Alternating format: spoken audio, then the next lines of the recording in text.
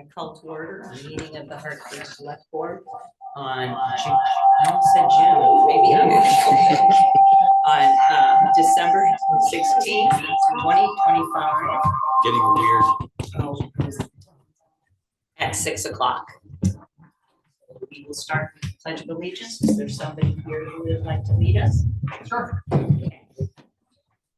pledge allegiance to the flag of the United States of America and to the republic for which it stands, one nation, under God, indivisible, with liberty and justice for all.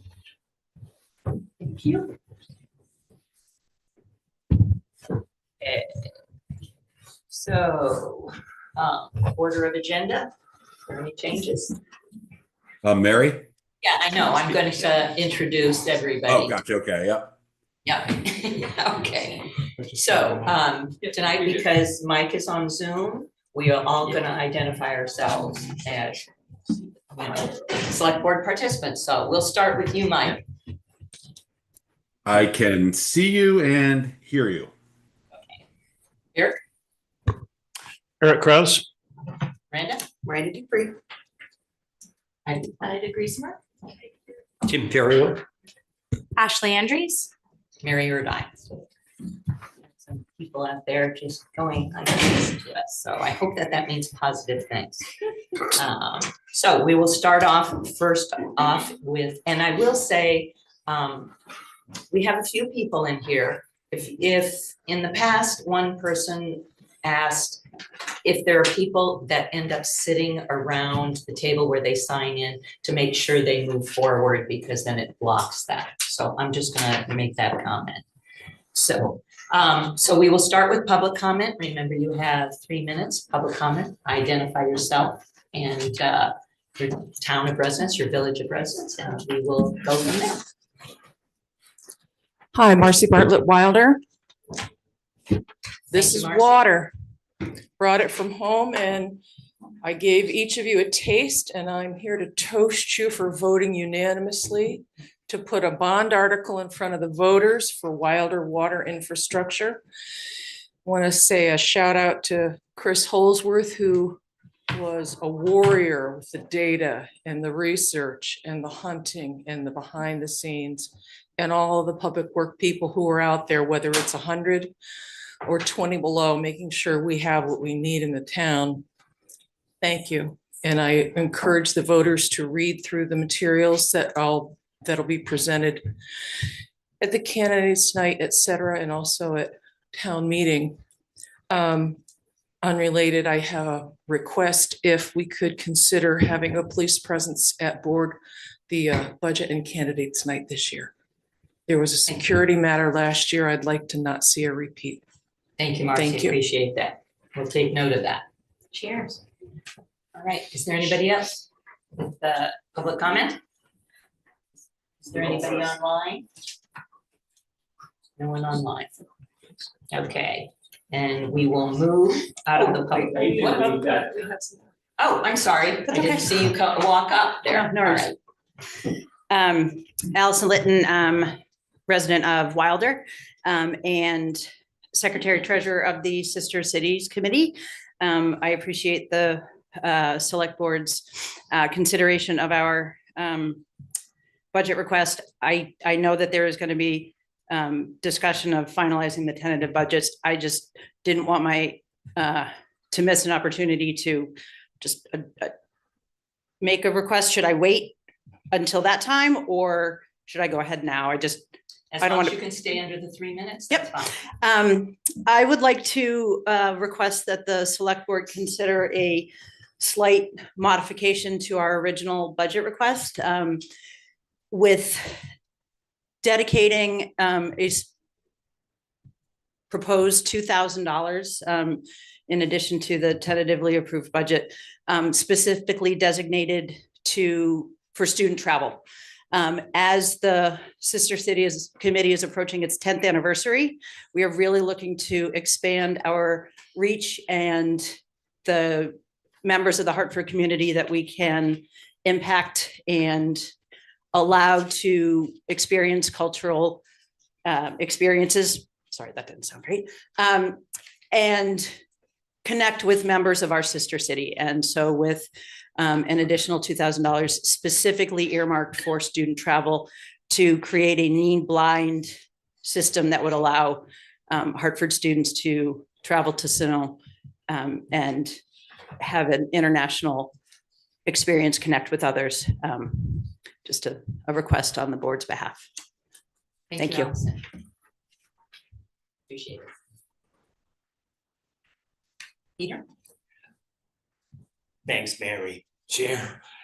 And yeah, Pete Sandra, unknown, missing me.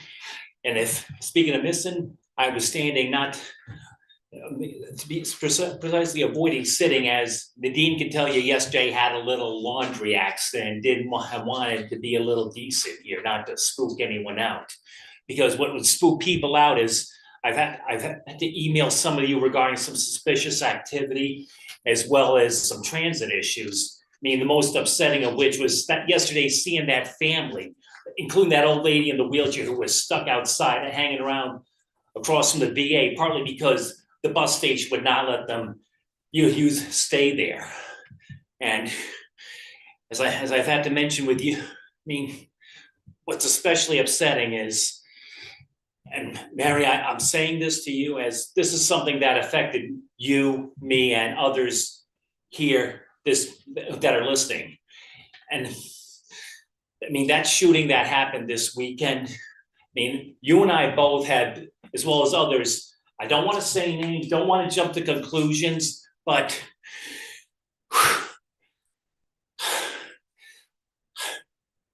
I mean, why I'm choked up?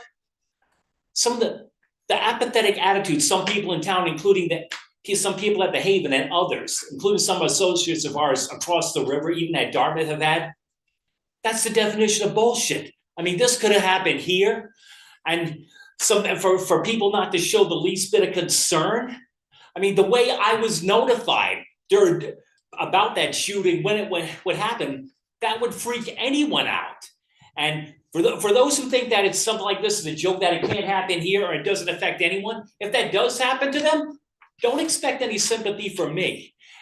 And before I head out, I mean, yes, I'm in constant contact with the people involved from that, good, bad, whatever. Because I mean, like I said, this could happen here. And incidentally, remember Brandon?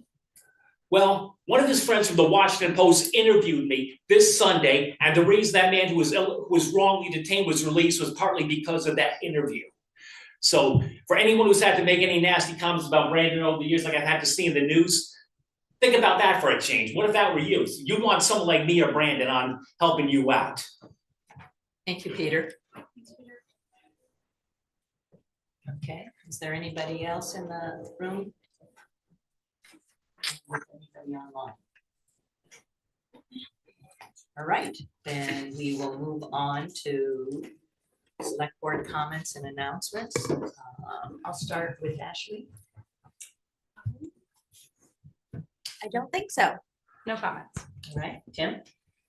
I just want to remind people, the budget process is very, very tough. There's a lot of parts and pieces, a lot of people working on it, a lot of hours. Every year it's tough for us to sort it all out. And just, you know, to recognize the hard work that a lot of the backstage stuff that people work on, the department heads, we have a lot of great people in this town, but it's a ton of work. And I just want the spirit of, we're at the end of the day, we're a community and we're trying to do the best we can to kind of prevail as we work through this process. Thank you. Thank you, Tim. Yeah, I think I just want to echo a bit of what Tim was just expressing. Like, this has been, I mean, you know, it's my second year going through the budget process, and this is like a particularly challenging, and there are a lot of tensions that I think we're all balancing and managing, and you know, doing our best to do right by the people that voted us into office, by trying to propose a budget that is, you know, has minimal increases. And we know the staff and department heads have worked really hard to achieve that as well. But yeah, this, you know, it's not it's definitely a bump. It's been a very bumpy, and I think it will continue to be a bumpy path to get to a budget that we feel comfortable as a board about proposing. And yeah, just thankful to anyone who's providing us some like information and support and grace as we navigate the process. So yeah, that's Miranda? Okay, Eric? I think what's been said by Tim and Ida pretty much captures the sentiment well and sets the tone for the night. So thank you, and no further comments. Okay. And Mike? No comments from me, thanks. All right, thank you, Mike. And I will just say another gratitude for everybody who has worked on this budget, but I also want to wish you Merry Christmas and Happy Holidays. Stay safe, stay warm, help each other out, be a community, which we are. Okay.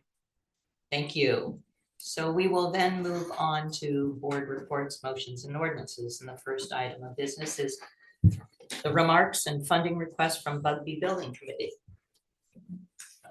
Yes, Mary, as you know, since you've been sitting on the committee, and as I know, as I've been sitting on the committee, Mark Bradley and Sue Buckholz have been leaders of ours on that committee, which has met 8 times over the last 3 months, quite frequently, digging into what has turned out to be a couple of visions for the future of Bugbee. One, and Mark, of course, will take it from here, but let me just start by saying it quickly became clear that there are both short-term emergent issues at Bugbee, which have been identified by the fire marshal and others. And there are long-term issues for Bugbee as to where it should be located, given the ambitious programs that they now have and hope to have in the future for a growing clientele. Demographically, it just makes sense that we think into the future before we settle on a plan for the Bugbee's future. So with that said, Mark can summarize the recent activity of the Bugbee committee. And when I say recent, I mean yesterday. So hot off the presses, fresh off of our meeting. Take it away, Mark. All right. Well, thank you, John. I want to thank the members of the Bugbee Building Committee. It was 8 very interesting meetings. It was nice to meet some new community members. And it was just a really good group of people to be on this task. So stepping back to the beginning of the committee, the select board asked us to get together to essentially take the results of the feasibility study and make a recommendation for the next steps, both in terms of the future of the facility, but also any funding needs pursuant to the results from that study. So to summarize the results of the architectural feasibility study, which was to do an assessment of the current state of the facility and evaluate that against program needs, accessibility needs, and mechanical systems. What we learned from that is that with the existing footprint and the building and grounds, essentially, there's not really a way to address all 3 of those priority areas without a reduction in space for programming.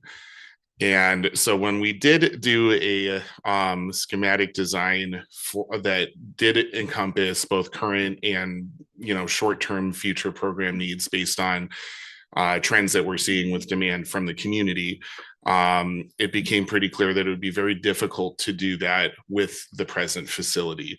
So good question. Well, what do we do next? And that's what we spent the last few months in 8 meetings discussing.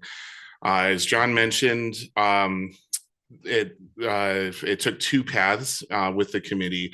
The first was basically to inventory all of the physical capital needs of the building. And then we spent a good deal of time deliberating over what really needs to be done now versus stuff that could be done later. And decided the list that you probably received this morning, because our last meeting was last night, really focuses on life safety and occupancy, stuff that has to happen in order for the building to be suitable for use, like within the next few months. So, you know, some of this we can phase into the spring and into later into the new fiscal year, but there's at least one item that is kind of an emergency. The second part has to do with, okay, well, we have to keep the building running in the short term. What's the long-term fate of Bugbee Senior Center? And after consulting with the committee and with the architects who had done the feasibility study, they had suggested that it would be sensible to do a site evaluation study. And what that means is knowing that the building is at capacity, essentially, both in its function as a senior center and as a community center. What can we do with the present site? Is it a renovation on the present site? Is it a replacement on the present site? Or are there other places in the community that we should be looking at? And are there other uses that would be compatible either to enhance its role as a community center or to really address pressing needs for senior center services? And so the committee, obviously we're not architects and engineers. I know a lot about running a senior center. John knows a lot about managing a municipality. And we felt that the most effective option would be to do a site evaluation study, which I know is difficult at this point in the budget cycle to look at. So, you know, I welcome any questions or thoughts from the select board. Eric, do you have a question? Thank you, Madam Chair. I thought I heard in the before the meeting started that maybe the grease trap is a urgent item that wouldn't be in FY27. Is that? Yeah, I'm understanding from Mark, and you can speak to this because you've lived with it for many years, that we've learned from a recent inspection that it needs to be replaced ASAP. It could fail at any moment with any meal service, and that given that funding that might happen in a budget for next year or even for lot, which would be funds available at the earliest in March, really won't cut it, because you think you might be able to bring in a contractor there maybe by the end of the month? It has to happen as soon as possible in order for operations to continue. At any given point, the grease trap will fail, and backflow is a pretty serious safety hazard, and could prevent occupancy of the facility. Okay, understood. So when we're talking about FY27 budget, we can disregard that $32,000 estimate for that work, because that has to come out of an FY26 or budget, right? Or existing funding. That's the way I see it. Correct, yeah. Okay. All right, thanks for the clarification. Okay, any other questions from select board? So we've got a bit of a migration here, because the previous presentation on total safety and compliance was 27,000, and we're now at 70,000, explained by the grease trap at 32,000 and perhaps this generator at 10,000. On the generator side of things, I'm not really clear what we do in a significant emergency situation. I was under the impression that we actually use the high school, and the high school, it has some level of backup generator capacity, but I think it's worth clarifying for the community, you know, would that represent some, you know, emergency shelter capacity? Or are we relying on that? I mean, what's the? I think both Mark and Dana could probably speak to the idea of having Bugbee serve as a warming and cooling shelter.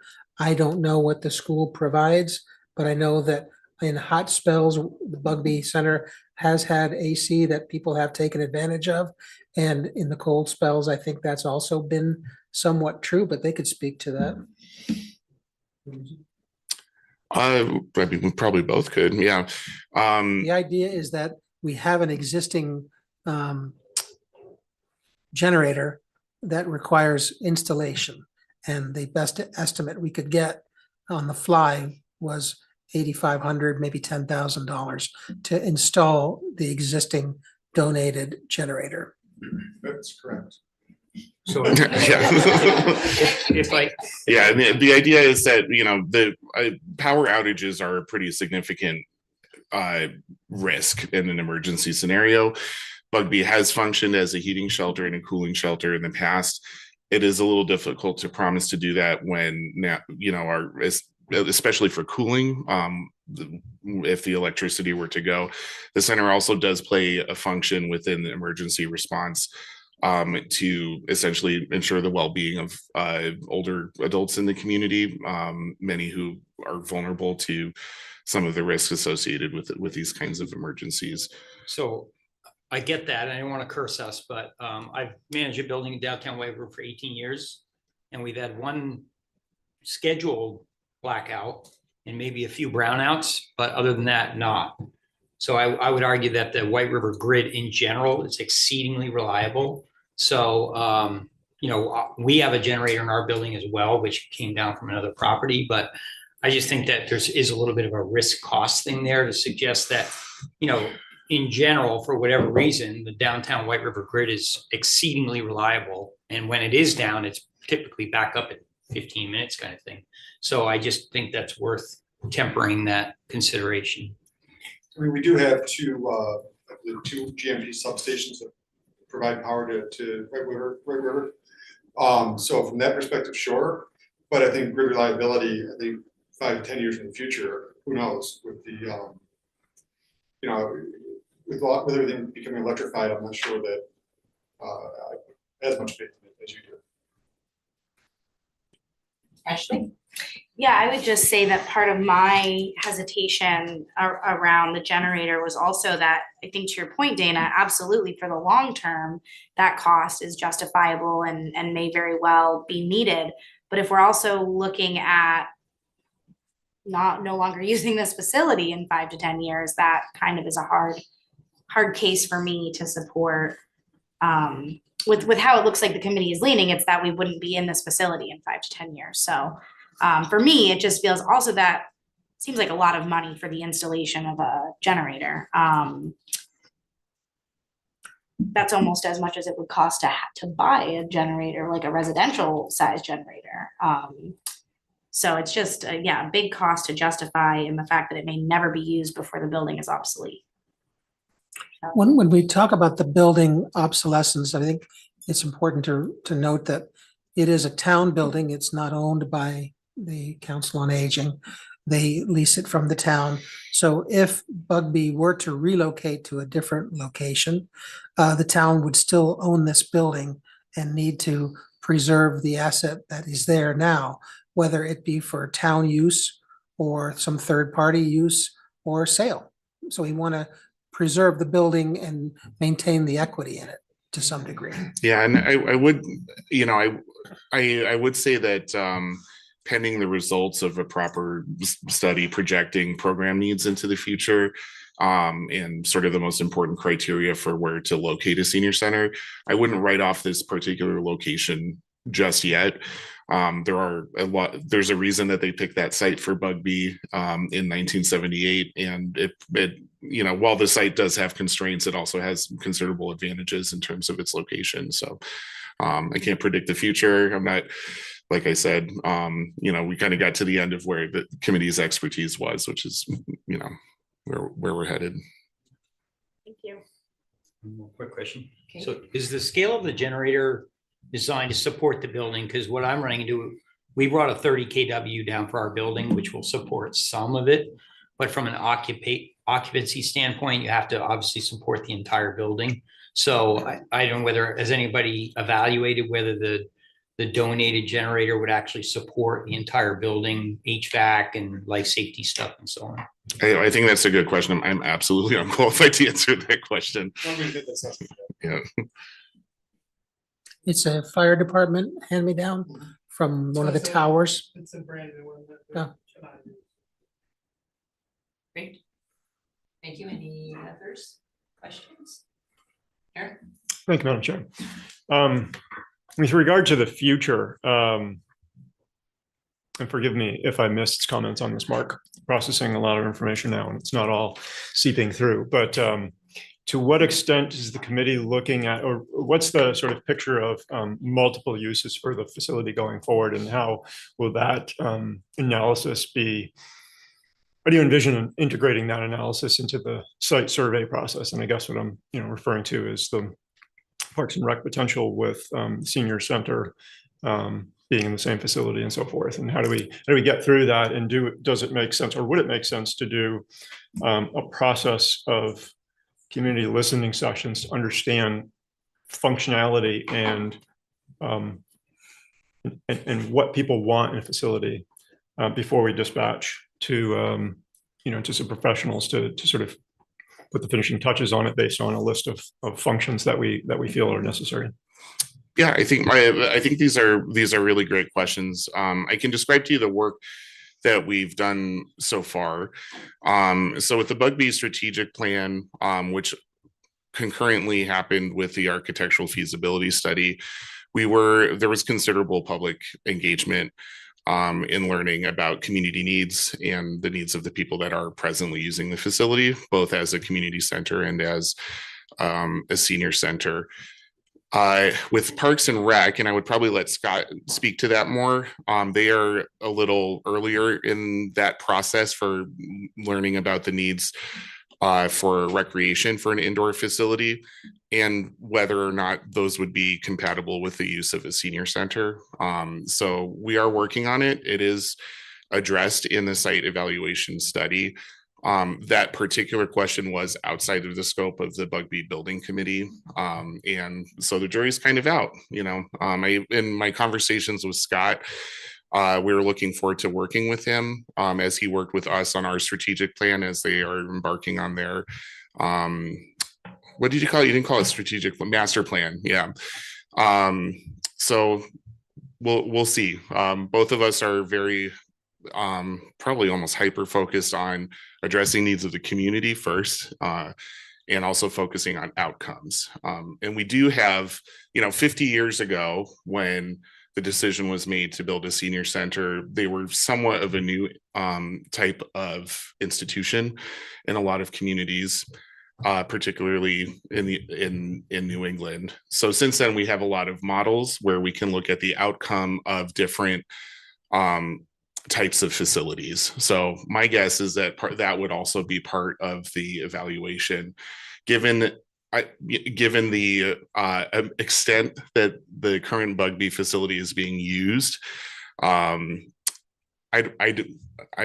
don't know if it would be compatible as a dual use facility without a significantly larger facility. And in some senses that there may be an economy of scale there, but on the other hand, economies of scale from a facility standpoint, from my understanding, usually apply when there are the same use of the facility.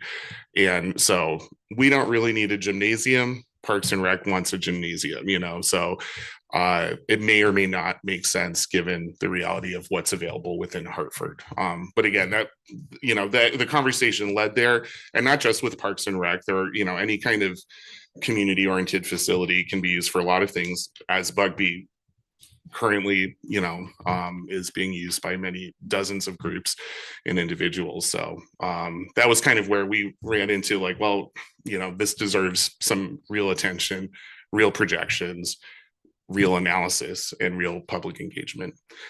You'll notice in the RFP that there was quite an emphasis on that public engagement piece. So, yeah. Thank you. First, if you're done, Eric. Yes. Yeah. Sue? Yeah, Sue Buckholz. I've been on this committee for a short time, and it was a little disturbing to me how many times the grease trap has come in front of this body, and probably none of you were there then, and been denied. And now every day we're like, oh, please, can we get through lunch? Can we get through lunch? Let's just get through lunch. This is not the way to treat our seniors. This is not the way to treat a facility owned by the town. So I'm asking you, please, to take the long view on this.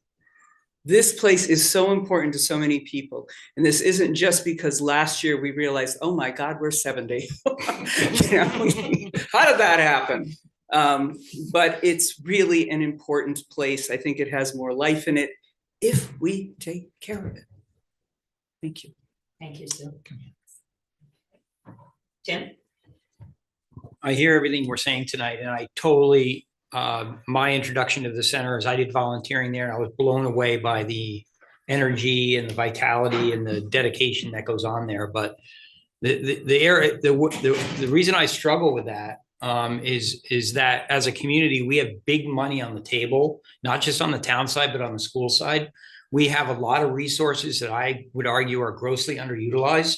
And we tend to silo these things, you know, like Scott, you're down there at Maxfield in the ice arena, and you're up there with senior center, and we might be missing something. And the reason why I'm saying that is because I see synergy and energy in this community that probably should meet and perhaps gain efficiency. And I think that's real. And so, you know, year after year, you're like, oh, just a little thing, let's do that to keep that going. And it might be an opportunity to have a broader discussion about what's possible in this community. And it's no reflection of the value that you provide. It's no reflection of the dedication that everyone does, you know, Scott and Maxfield and the ice arena and even the school. But we have 3 elementary schools. And honestly, there are times when they're underutilized. And I feel like we don't get those cross discussions going on in this community that could really long-term really benefit the community at large. We have UVAC, we have other assets in the community that we really should be kind of like perhaps trying to stitch some of these things together. So it's when I'm hesitant about putting money in that particular building at this time, it's partly a reflection of that I feel like we need to develop some longer term vision of where we're going as a community. So that's. Yeah, well, I actually agree with you. And interestingly, every facility and organization that you just mentioned, we have active program partnerships with. So we're doing that. And similarly, many of those organizations are coming to us to use Bugbee as well. So the thing that you were describing, I do believe is happening within Hartford particularly. John? John Hafner, aspiring senior, and the board of the White River Council on Aging.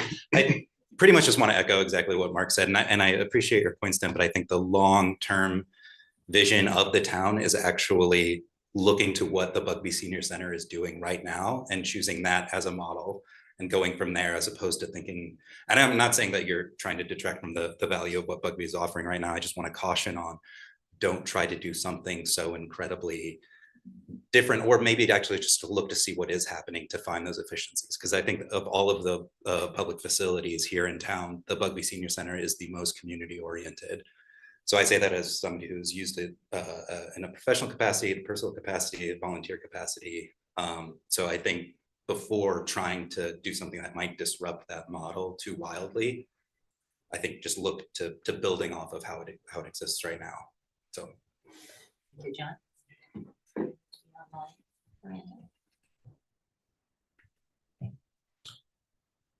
Thank you, Madam Chair. I feel like well, the board can tell me otherwise, but I feel like we're ready to make a decision on the life and safety compliance items. They feel to me like a pretty easy decision relative to some that we have before us. And so the 70,000 that's in the budgetary estimate minus the 38K for, is it 38K? No, it's 32 leaves us with what, 44? I've got the original 27.6 plus 10 if you want to include the generator. Takes us to 37.6. We had kind of rounded up a bit. To 38. The original, the 27, I think, was from an interim report from the committee. Okay. Yeah. So maybe you can let me know, what is the current request of Bugbee in terms of the life safety items? Is it 70,000? It's the 70,000. Yeah. If we subtracted. But that includes the grease trap. The grease trap. Correct. And we, in discussion with the committee about different funding options, considering the grease trap is, we're talking, you know, we have talked long-term, but like this is a occupancy like within the next couple of weeks Right, question. but our point is you can't know. wait till March, which is when lot money would become available. Yeah, so So you we can- you all are the experts, I think, on the which funding sources might Can work we best. just agree to that in January? I've never done it. I wouldn't want to do it, but just throwing it out there. So what I'm putting on the floor is life safety and compliance issues, 70,000 minus the 32. To be included in the local option tax on the as one of the local option tax items on the ballot. 43,000. 38? 38, yeah. Yep. That's what I had to begin with. Is that a motion? I don't know if we're doing motions now or straw polls, which is your preference, Madam Chair?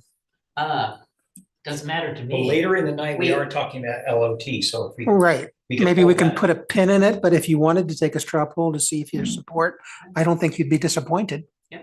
Sure, I want a straw poll will be fine, and it seems like a way of moving off this topic Right. because we've made a decision, and then Yeah. we're going to talk about the planning studies and so on, I think more broadly later, so, Okay, sure. so we'll start with you, Eric. Okay, this is a yes. All right, Miranda? Yes. Yes. Tim? Yes. Ashley? Friendly amendment to remove the generator. But yes, otherwise. Does everybody agree to that? I think my preference would be to defer to the people doing the maintenance on the building, so leave it in there. And, you know, if it looks like it's needed, I mean, we don't even know if the capacity matches the demand. And so that would be a first step. And I would be inclined just to leave it in for now. In the past, there has been precedent where lot has been voted in, and for some reason, the price came in less, and that money just stays in the account. Sure. So. Yeah, I So, Miranda? be inclined to, if the generator would power the entire building, yes, and then if not, would it still be installed, or like, what is your sense on that? Like, does it feel like it's useful to the building? I'm gonna punt that to Dana again. So the building is all electric, it has heat pumps, so it does have a high demand. But I mean, if it's not gonna work, it's not gonna work. I'm not gonna do it just to say we did it. Cool. Okay, so we're still in agreement? Well, I didn't accept the amendments, is Okay. basically what it amounts to, sorry, but. Okay, and Mike? I would vote yes with the generator in. Okay, and I would vote yes with the generator. Okay, Thank you. so we can move on from here. Yes, and I wonder if the board would want to waive the purchasing policy to allow the folks at Bugbee to engage a contractor to do the work as soon as possible from FY '26, on the understanding that within a $24 million budget, we'll find that $30,000 or transfer from one account to another. Mark can speak to his efforts to try to get multiple contractors there, just so you know, he has searched high and low for a solution. And this has been an issue, I guess, for 10 years and more. It's taken probably about 10 years. Go ahead. And finally, I've found only 2 vendors that would that are qualified, willing, and able to take on the project. It's, you know, it just has happened, you know. Yeah. Tim? I just want to throw out a technical suggestion. I was doing a project at one point, and traditional grease traps are actually passe. And most fast food chains now are using it's almost like a grease skimming device at sinks. And so you no longer actually need a grease trap for a lot of commercial kitchens. And it's a fairly cost-effective solution. So I can follow up with you on that. And it might be a cure, like a cure long-term or a full cure. Sure. Yeah. No, we would be happy to talk. I only mentioned the purchasing policy because generally we have a policy that if you're going to spend more than $20,000, you must come before the board, which they're doing now. And you must explain why the normal requirement for going out to bid and getting 3 competitive quotes can't be accomplished. Right. Yeah. And even if we did do that, it would very likely be the same two vendors that I'm already in discussions with. So, yeah. Madam Chair? I would say, given the alternate potential that was just put on the table, maybe there's room for discussions, and then we can take up the potential for waiving the purchasing policy in January 6th meeting.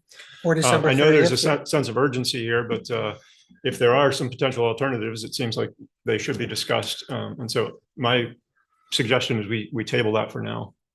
Well, okay, yeah, I'm just a little concerned, like tomorrow, we won't be able to open the facility if we have problems with the grease trap. We have been talking about similar alternatives with these vendors. I'm happy to continue that going, but you know, we have to do it as soon as possible. It's a real safety hazard and would prevent use of the entire facility very likely, so. She's pretty good. Yes, Mike? Do you want to do a motion on this? On waiving, whoops, sorry, On waiving the Wait. purchasing on policy. waiving the purchasing policy. I can make a motion if you ask for one, if you want one. All right. I move that the select board waive the purchasing policy so that the Bugbee Senior Center can make preparations to repair the building's grease trap. Is there a second? I'll second it. Okay, Tim seconds it. All in favor, say aye. Aye. Aye. And aye. Anyone opposed? Okay. And Eric, I will take you up on that discussion then. Yeah. Tim. Yeah. Tim. All right, sorry. Eric's over here. That's Nice all right. job. Thank you. All right. Thank Thank That's you. it. Okay. Awesome, thanks so much. Thanks to the Mark. committee. Okay, so how do you guys want to move on the finalizing the tentative budget here? Would you like a walk through the overview? I won't The two belabor it. Scenarios? Yeah, I won't belabor it. Yeah. But I mentioned this to Eric a little bit earlier.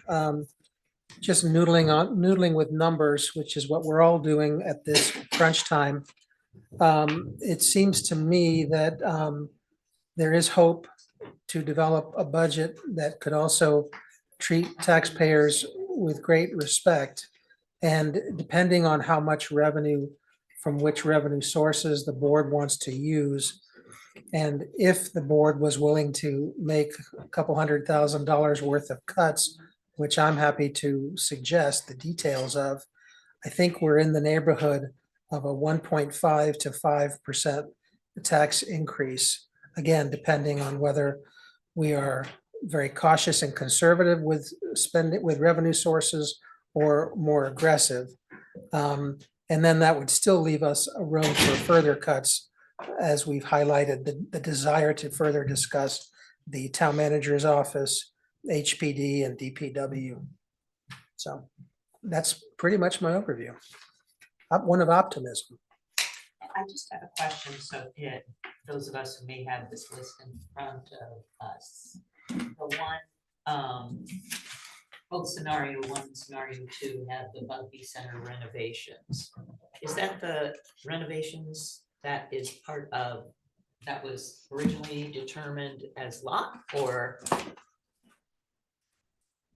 it's after Room 1 AV upgrade, and then there's Bugbee Center renovations? We're talking about potential lot versus. Well, the LST, Yes. and I just wondered if that's still, We should be identifying that as LOT too, by the way, because as we've discussed, like, we're trying to identify LOT items, but then the LST, if we're gonna call it that, was supposed to be a peel down once all the budgeting was done. So, you know, we shouldn't really have LST next to those. I just wanted to make sure we were all on the same page here, because I wasn't quite sure when I. I'm not sure what page you're on, Mary, myself, I'm sorry to say. But I mean, what I can do is just walk you through the update, which is in the packet. And that's basically factoring in tentative, non-binding straw votes that have been taken by the select board on December 4th and 9th in response to various departmental heads asking for additional personnel and or equipment and supplies beyond those which were budgeted. And as you all know, on December 4th and 9th, there have been some discussions about some of those requested items. And at the same time, there have been identified about $133,000 worth of corrections netting out of those original budgeted figures. And there's been a discussion of cuts to the IT department's budget for a camera in a public location, and decisions about sister cities' budget allocations. Those have all been discussed again on December 4th and 9th. And as I've said, if we're talking about the impact on the general fund tonight, I don't think we can disregard the existence of two revenue streams, both the local option tax as a means to take budgeted items out of the budget and leave to the voters with an annual availability of about $350,000, and our unassigned fund balance, which has been applied to tax relief in the past, and our new local option sales tax, which sits out there as well. Thank you, Madam Chair. I appreciate that we have the LST.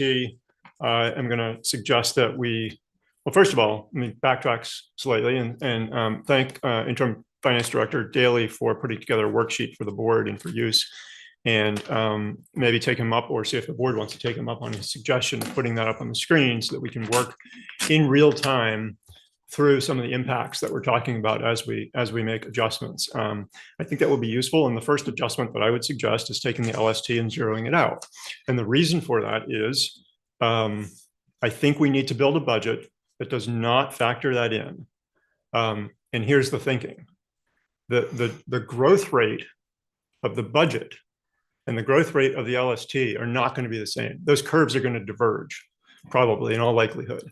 The past FY25, the budget was something 7% and change tax rate increase. FY26, 5% and change. This year, if we end up with 6%, that's 6% over 3 years. Not saying it's going to stay at that, but imagine if it did. If it grows at 6%, the tax burden doubles in 12 years. Now, if the LST is growing at, say, 2%, it doubles in 36 years. Like, these curves diverge. And so I think what we need to do is be disciplined about this and zero that line out, build a budget that works, that we're comfortable with, and then apply that. And everyone's going to be delighted that way. And we're not going to find ourselves in the same position that our neighbors to the south are, which, they have a similar, their budget's a little bit bigger, the population's a little bigger. They have a local option tax on rooms, meals, and alcohol. They have a sales tax. They collect probably a little less than we're going to, but not far off. And now they're looking for a third revenue source. They're looking to add 1% or some percentage to gas and diesel sales, which again is not a great tax. And it becomes unsustainable. So the divergence of the curves tells us that this can't be sustained. And the same thing with Grand List. If Grand List is growing at 1 or 2%, and we're growing the expenditures at 6%, the curves diverge. So we've got to be more disciplined. I'm going to suggest that we zero that out and just start working, maybe start back at the proposed budget, see if board members have cuts, and then start working systematically through the list of add-ins and see where we feel. Because I think some of the sentiments have changed since we took some of these straw polls, and I think it's going to be important to revisit each and every single one of them. So that's my 2 cents right now. Any comments about that?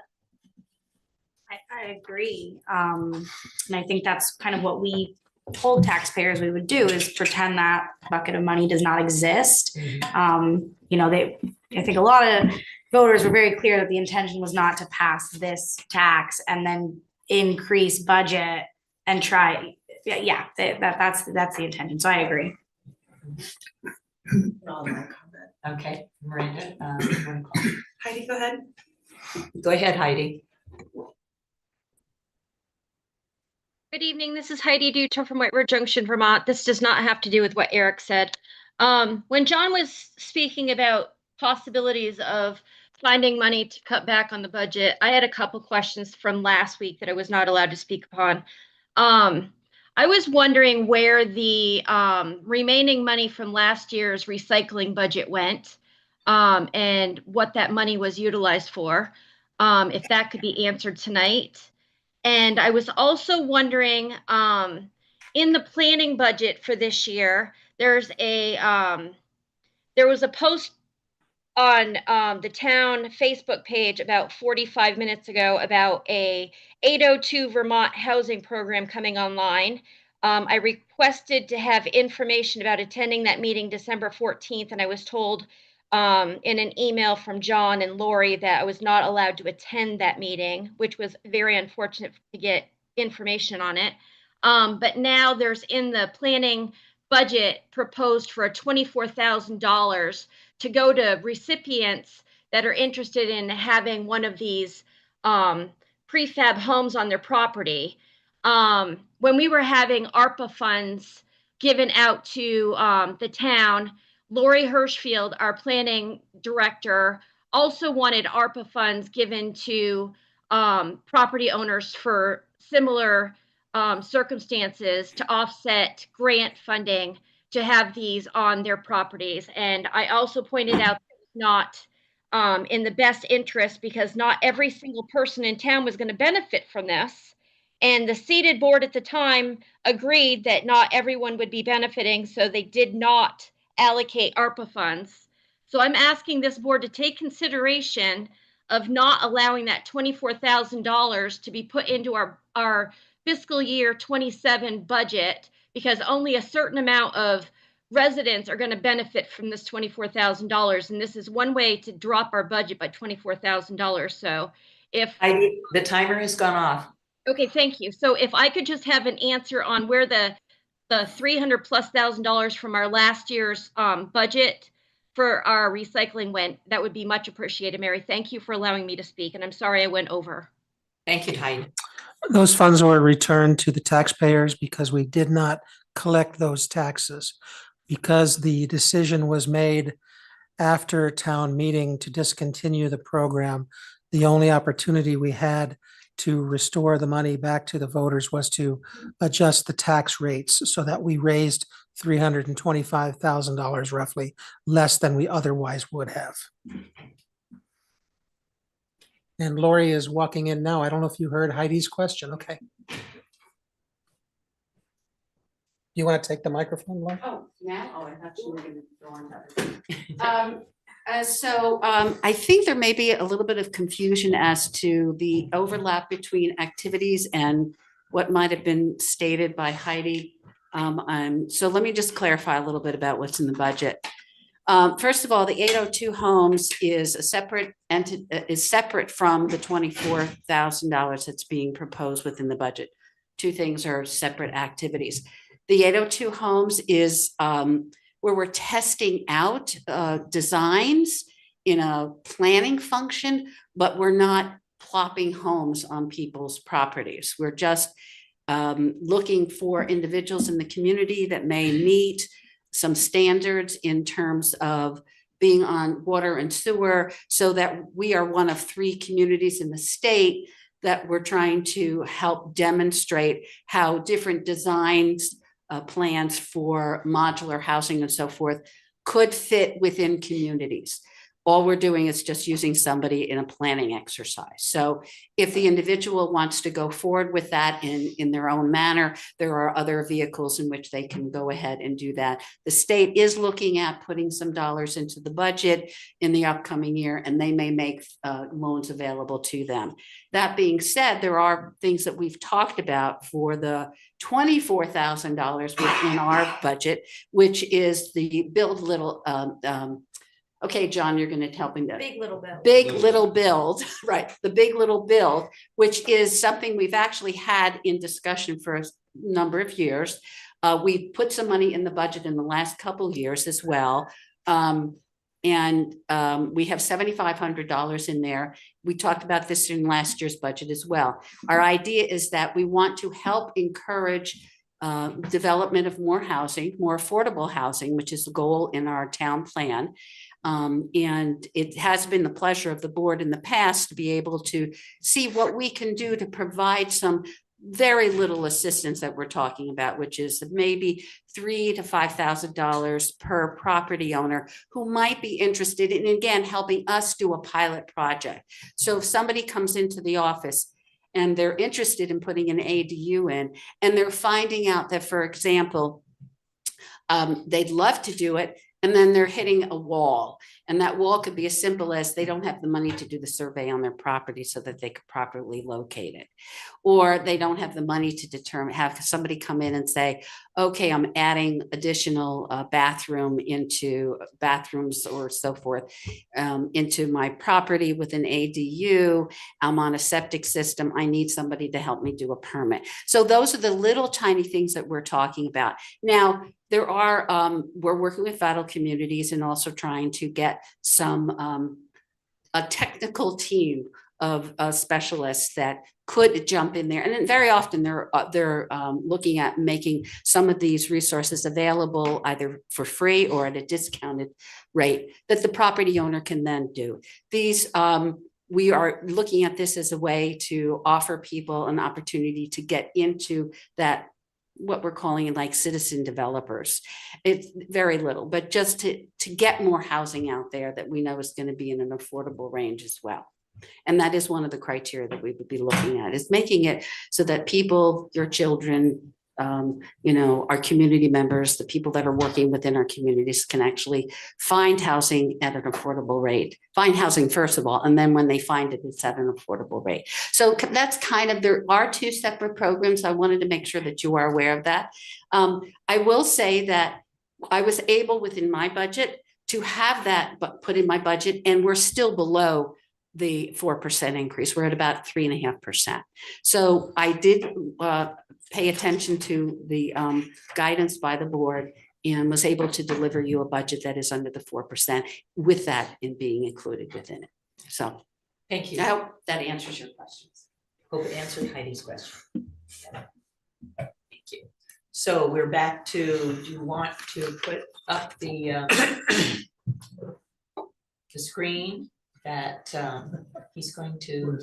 Of we're course, gonna use? Nick just stepped out. Oh, You should be able to. Should be asking you to join as a panelist.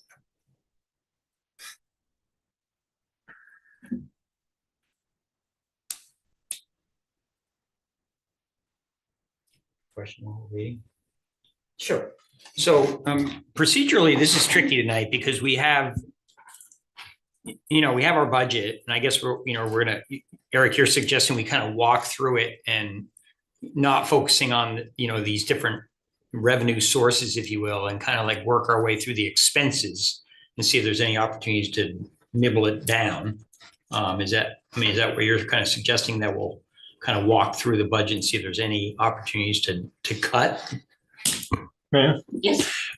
Yeah, I think we just have to go through it from top to bottom again. We've done some straw polling, we've got a sentiment, but you know, when you put it all together, it starts to look overwhelming. And I may not be alone in my willingness to sort of step back from some earlier straw poll decisions.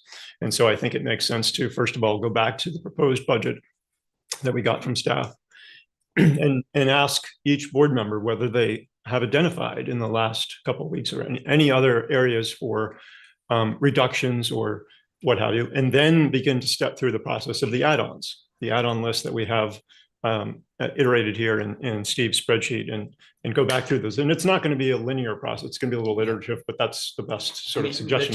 The challenge for me here is, you know, when I took the notebook, if you will, and actually added it up and looked at it all, we're already there. And then we kind of had this other $500,000 of stuff that we thought like, oh, that would be kind of nice to add on. So we're pretty far from where we would arguably, depending on what your targets are, because I wasn't here necessarily when we told department heads, this is your targeted number. And I appreciate the work that they did on that. But even with that, we're still at a budget that does not achieve for me, a palatable tax rate for taxpayers. So it's like, how are we gonna not only are we gonna have to trim the budget as it was initially presented, but we would have to basically discard that other $500,000 of considerations to even get close to it. I would anticipate that some of these so-called add-ons will probably have to be deferred or reconsidered. That's definitely on the table for me. Okay. That's what I'm suggesting. Well, do we want to start with the add-ons or with the? Mary, sorry, I had my hand, up. I'm sorry, nobody told me. Thank you. Okay. Go ahead, Yep. Mike. No, I mean, I think we can move through this pretty efficiently. I mean, we've got John's memo, so we just go down it. We agreed to add one new patrol position. Does everyone still agree with that? We agreed to add, whatever else. Do we still agree with that? I mean, I think it could probably go fairly quickly if we just work through them one by one. I think language is really important here. I said this at the last meeting. It's not agree to add or approved. It's basically the scenario was that these are things that we should consider and what's the impact on the tax bill. So I just think it's really important to clarify that I never got the sense that this board was saying, yup, approved, or, let's put those in. It was more like, let's consider those and see how it impacts our budget at large. And I think that's an important distinction. And my response is, you can have all those things that people express support for and have a 1.5% tax increase if you use your revenues that we don't want to talk about at this moment.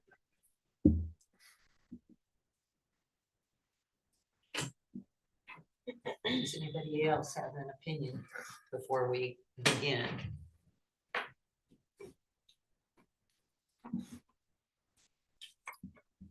Okay. That's what our straw polls were for, but I'm beginning to think we're starting all over again. Well, they're straw. What? They are straw, I know. not steel poles. I know. I mean, I think the challenge with that, honestly, and I appreciate what you said, John, is that, pulling that number back down is aggressive use of these revenue streams, and they're there, and I know we can use them. But as we had said, I remember a couple of years back that the board was wrestling with this, and they looked at that unassigned fund balance. They're like, wow, let's go ahead and throw that in and drive that number down. I just don't think that's good practice. I think we should be very confident that our budget is a reasonable budget and then apply those appropriately. Not say, oh, wow, look at that budget, and we need to then extract 1.5 million here and $1 million here and drive that back down. Putting aside the unassigned fund, you all know that you will apply the local option sales tax to the tax rate because that's what it was passed for, right, to provide tax relief. Mike? Thanks. Whoop. Yeah, you're on. Yeah, sorry. Yeah, getting used to this. Yeah, I think we're kind of getting off pace here. If we go back, we approved a creation of a facilities manager position. That was what the straw vote said. Does anyone change their mind? We have 4 votes now saying we don't want it. The one additional patrol position, I would now vote, I think, not to add that until we've filled the 2 current vacancies we had. So, I mean, I think if we just go through like that, and then decide what we want to put on the lot, and then we just kind of crunch the numbers and say how much of the unassigned fund do we want to use. And, I think we're getting closer if we do it that way. Okay. Right, should we start with the facilities manager discussion? Sure. Awesome.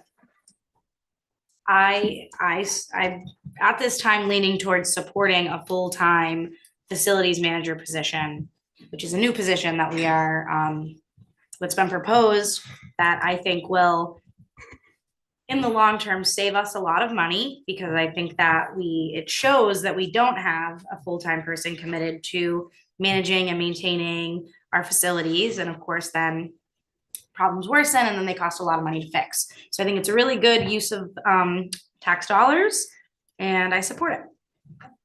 Do we want to, a little bit concerned about timing here. We want to have, it doesn't seem to me to be the best use of time to have every person say, I support this, I don't support this, and then go into a discussion. because we've had discussions. Maybe we should. Is there a kind of vote that's more substantial than straw, Right. but less permanent than titanium? Right. We could do line item by line item with a Quick vote. a rubber pole. Yeah. Okay. So. And then shall Try we to pick do- another material. I don't know. They can bounce back. Right, exactly, exactly. Okay.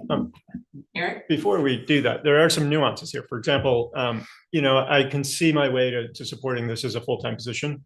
But when we look at the bottom line numbers, I might also be like, well, maybe this should be a part-time position, although I recognize that we're looking for someone to really take on a lot of work and guide us into the future with our buildings.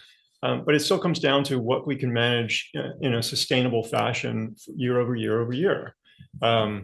So, I would say yes to a full-time, but it's still 10. Right, still 10.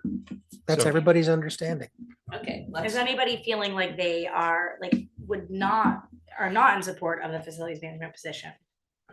Well, the challenge I have with that is we have further down the list, we have $100,000 of studies, Bugbee and police department. Let's just stay with the one. No, it's pertinent because if you hire a facilities manager that has a level of expertise, you arguably could dramatically reduce those costs. So it's kind of for me, like we're voting for $100,000 worth of studies that a competent, capable facilities manager could work with an architect firm and drive them to half that cost, if not less. And I believe that's true. So it's some things are intertwined in terms of yes for this, but no for that. Are you supporting the facilities manager? I'll support it. All right. Ida? Yes. Miranda? Yes. Eric? Yes. Mike? Yes. Okay, and I vote yes. Okay. Okay, what's the next? Police, right? Town manager and HR. Oh, no, you're right. Okay. Town manager, HR. So I think where we left it, there was a strong appetite not to increase the HR position to full-time, but rather to have a consideration over maintaining the status quo where the HR director serves both as HR director and as executive assistant, with the possibility of providing some additional assistance with another half-time HR position. Is that still the board's appetite? Mike's on. And I think. Yeah, I've been thinking about this one. I think, I know we've talked about, do we want to have a consultant come in, look at sort of the structure of HR and the executive assistant, things like that. I mean, I do think currently, having, because I used to work in HR, that, a half person for the amount of town staff we have is doesn't feel quite right to me. What is right, I think, is something, it might be useful to have a consultant look at if we put aside a small amount of money or some amount of money to do that, because that'll drive the cost down. And I know the status quo isn't great, but it's the status quo. So we're not like going to take anything away necessarily from what we have right now. And we can move forward, get a better sense, I think, of, what is the right staffing number for an HR department. So what I would now recommend, I think, that we just keep the status quo ante. Okay, let's start at this end. Eric? I'm on board with that and, putting in some reasonable amount into the budget for some consulting to figure out how to use the town staff most effectively and figure out where their skills gaps, capacity needs, and figure that all out between HR, town manager, assistant town manager, deputy, whatever, some of those roles, looking at that holistically. So I'm on board with that. Miranda? Yeah. Ida? Yeah, I would agree with that. And I think allocating some number around perhaps $30,000 towards an outside evaluation. And I think that evaluation should be comprehensive. And I think in terms of staffing, it should be focused on HR as well as town manager department. And I think it should involve, frank discussions with leadership and across the whole town, other departments, so they can provide input on their views on reasonable staffing needs as it pertains to HR and the town manager's office. So I think Oh, I'm sorry. No, I'm sorry. I was just gonna say, I'm trying to identify what the savings are, because in the proposal that had been budgeted, there was an increase of a half position in the assistant to the town manager, executive assistant, and an increase in a half position in HR. And if we stand pat, that's probably something in the neighborhood of guesstimating maybe $80,000 of savings, because some of it is allocated to enterprise funds, right? So if you took $70,000 to $80,000 worth of savings, adding 30,000 for a study, maybe that's a net savings of ballparking around $40,000. Might be a number workable for now. Okay. Jim? I'm in favor of that approach. Thank you. Okay, Ashley? Yeah, also in favor of that approach, and just curious about how we will determine what that number is, like if it's 30 versus 20. Yep. I'm not going to be able to do that tonight. What I expect that will happen is whatever happens tonight, I can get that inputted and you can have another snapshot of the budget by the December 30th meeting, if not sooner. As soon as I have something to share, I will share it. But I'd like you to know where all these tentative tin or copper decisions have led to. So I know you'd like to know. Awesome, thank you. And Mike, did you already vote or not? Yeah, well, I suggested it, so I'm going to vote for that. And when it comes to the amount, I mean, it's one of those things, you say we got 30,000 for it. We put it out to bid. Someone comes back and says, I can do it for 15, I mean, yeah, there's going to, it doesn't have to be the full amount necessarily that gets actually expended. Yeah, of course. It's consulting. If you put it out for 30, it'll be 30. So let's put it out for 20. Yeah, I like that. Fair, agreed, yeah. Jim? I just want to make a comment that I don't know who's on TV or listening to us tonight, but this is a big town. There's a lot of complexity, and I think honestly, Hartford to some extent has kicked many cans down the road. And I do firmly believe that given the scale and the complexity of this town, that we do need more staffing for HR, for administrative functions, and obviously for facilities. So I just want to sort of caution people that, we are trying to be careful this year and do the right thing. But I think long-term in the town of Hartford, with the demands of this town and this community, that's kind of the direction we're heading. Yeah, and just like last year, we came with a facilities manager suggestion and it didn't go because of tight times and looking for cushions and coins in the cushions. Similarly, we've discussed the HR needs, and maybe next year with a benefit of a consultant study, maybe we're ready to make that leap next year. Who knows? And I'll say yes to this as well. And actually to let my fellow select board members know that John and I have already talked about some of this, and we have, I made inquiry to VLCT and received one response. We already know the person. Mike has, these are just some people that we can actually contact and get some actual numbers. And Mike presented the possibility of another person that Dartmouth has used a great deal, who's from the Norwich area.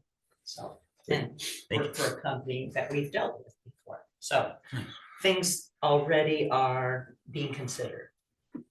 Okay, shall we move on? Yes. Then we're on to our patrol position. Right. Originally, the chief had, again, budgeted none because she was trying to come in with a lean budget. She inadvertently added a corporal, which we removed as part of the corrections. And then she came back saying she would like to have 2 patrol positions.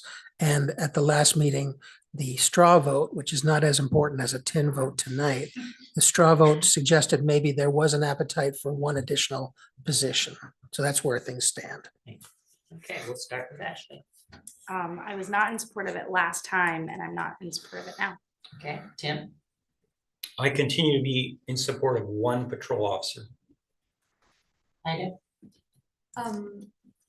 Yeah, I mean, you know, the need is heard and understood. I think often in these processes, as we just discussed, it takes a staffing addition more than one budget cycle for the board to come along with it. And that's just sort of the pace of town government. I also think I would love to hear more information about how the department feels once they're at the current full staffing, which I'm very happy that there are, you know, candidates for the positions that have been vacant. So yeah, I'm going to remain not in support of adding additional staffing in the police department in FY27. Miranda? I'm not in support of additions. All right, Karen? Just given the magnitude of the add-ons that we've got here, I think we have to go back to the chief's original budget and not include any additional HPD staff at this time and take another look at this in the future. Okay, and Mike? I am not in support of this. I would like to see the 2 open positions filled and then get a sense of what the needs are. Thank you. And I will not be in support of the additional control officer. Okay, so we are next to the HPD equipment. Can I ask, I'm sorry. is there any desire to revisit straw votes on equipment and reserves for HPD? That's what we're doing, yeah. Yeah, that's what I thought I was doing. Oh, I didn't know you were going on to reserves. Okay, I thought you were I skipping will, over it. it's after that. Okay, So, sorry. all right, so equipment. Is it 26.2? 16,000 should be what we're at. Okay. 16, yeah. So I don't know where I started, but I think I'll start with you, Eric. 16 is good with me. Okay. Miranda? Yes. Ida? Yes. Tim? Yep. Ashley? Yes. Mike? Yes. Okay, and I vote yes. 16. Right. 16. Reserves, let's start with Ashley. Yes. Okay, Tim?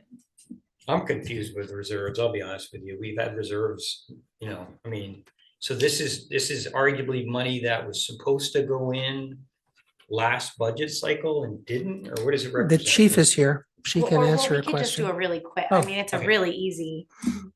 In the chief's presentation, they were labeled as budget woes, which were basically unfunded budget items.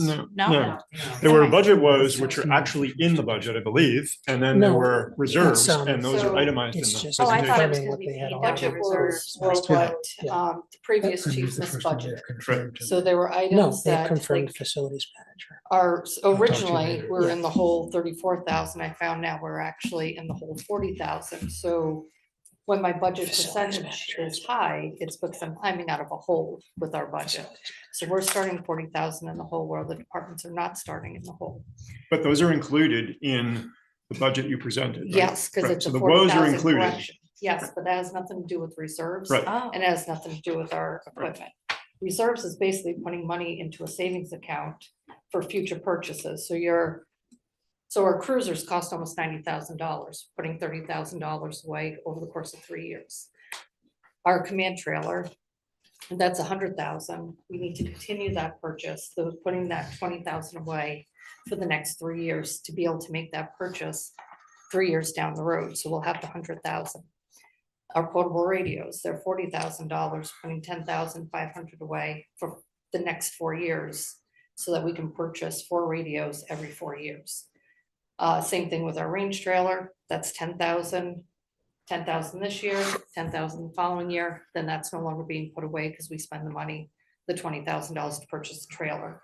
Our plates, I believe that was that's a 5-year cycle, $3,500 put away every 5 years.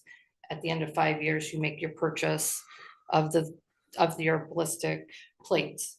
Our ballistic helmets, those are on a 9-year cycle, they're technically 10 years, but we're already in 1 year into our ballistic helmets. So we have to replace those in 9 years. So that's $3,000 for the next 9 years that we put away to make the large purchase at the end, rather than in 9 years.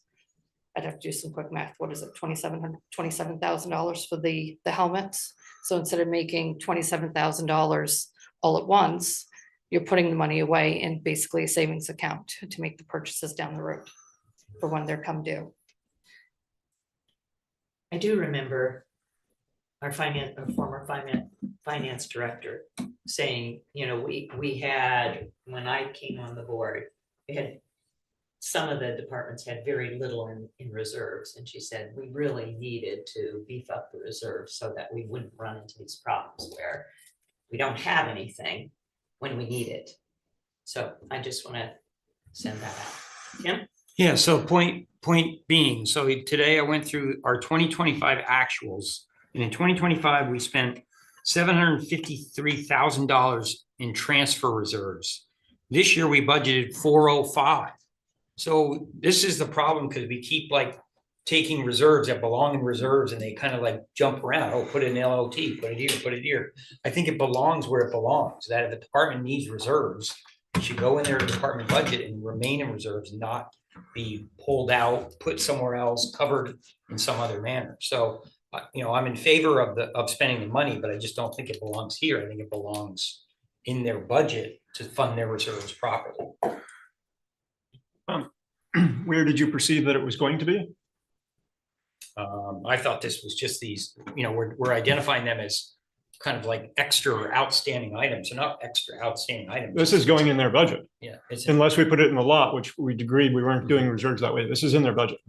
Okay. But it landed on this list because it exceeded the 4%. Is that, yes, and I apologize to you, Kelly.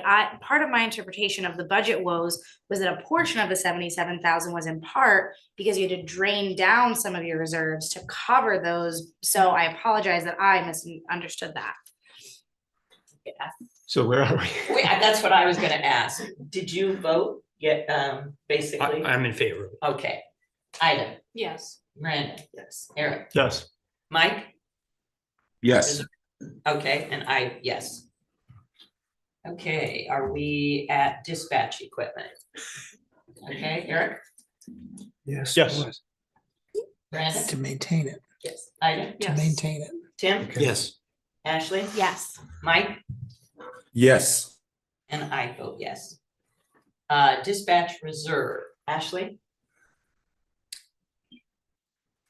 Oh, I see. Wait, this one. I thought that's what we just were doing. 59,000. You did equipment. Oh, I not- see. So not- we're just doing the equipment. Okay, yes, also for reserves, yes. Okay, I need a point of clarity, because I thought that we were, like, what is this for? Because I thought we were going to consider putting in an LOT, buying a new console. Right, I think most of that is the console. So in other words, if it's in LOT that we're actually buying it, we wouldn't need to provide. Well, that reserve. I think the idea is that you get to your budget and then you can consider moving some of those budgeted items to lot to lighten the burden on the taxpayers. But if there's a majority of 4 that feel strongly that you should never put reserve items onto lot, then that's a conversation we can dispense with. To me, it seemed like a logical pitch to the voters to say, don't you want better police, EMS, fire support? If so, please help us purchase the last installment, or please help us get to the last installment that is needed to buy a 4th console. I think that's where it belongs personally. In the lot. Yeah. Okay. Ida? But we're not talking about lot yet. Yeah. So you can park it in the budget. Right. Ida? I'm fine with parking it in the budget and revisiting in terms of lot. Okay, Miranda? Eric? Same. Mike? Yeah, same with me. Okay, and me too. All right. DPW Highway Operator 1. Eric? I've really struggled with this and gone back and forth. As you probably saw an email that I sent out to John to have a question answered about. If we funded both of them, could we pull 100 grand from the paving budget and use that at least in year 1 to sort of offset or mitigate some of the spike in expenses? On the other hand, I recognize that these highway division and the water and wastewater divisions and solid waste, sometimes there's flexibility between those divisions and the roles, and we're potentially adding, we've tentatively in straw polls agreed to add 1 wastewater operator and a part-time position for solid waste, bringing that division to 3. And so, on the other hand, if we don't do it now, we might have to do it next year. And we know next year we're looking at assessor wants a staff member, IT wants a staff member, HPDs, we're going to have to address that. So I'm really torn. I guess where I'm probably landing right now is one Highway 1 operator and the 25K of material. Because and if we're delighted with the bottom line number, I might change my 10 vote. Miranda? I think I'd be in favor of the, well, yes, yes or no to. A DPW Okay, operator. just one. There's two here. But we're just answering to one right now. Well, that's what we're trying to find out. You've heard Eric's Yeah. approach, yeah. I think I would be in favor of two with the paving cuts. The $100,000, the paving cuts, but I can also persuade, so, but yes, at least for one. Can you remind me if there was a response to that about? Yes. Yeah, there was. Brian spoke with Jeremy, who's the operations lieutenant, and they said, and Chris Colesworth chimed in also on his side of things. He's the second lieutenant. Brian's And also online. yeah, both of them, or all three of them said, yeah, we hate to lose the paving money, but it's more important to us to have the two operators, and we would sacrifice 100,000 out of paving. Right. Awesome. Okay. You wanna bring Brian over? Is there? If there's a desire. If he feels he needs to talk. about it. Brian, does that sound accurate? Yes, it does, John. Okay, great, thank you. Ida? Well, I appreciate the flexibility and I understand that it's a sacrifice and no one likes to cut a paving budget. But sounds like it may be workable and thanks for letting us know that the staffing is the priority. So yeah, I would be in support of the two highway operators with a $100,000 reduction in paving budget. Okay, Jim? Yeah, I agree with that approach. Okay, Ashley? Yeah, I agree. And I'm also excited because I know that part of the goals are to, do a lot of ditching and deal with like some drainage issues. And I think that having that extra staff to work on that will save us money in the long run because we'll be able to do things the right way the first time. Hopefully, it's not a perfect world, but we'll have more capacity to do that. So I hope that it serves the department and the town well, and I support it. Okay, Mike? I support this with the accompanying paving cuts. And I do the same.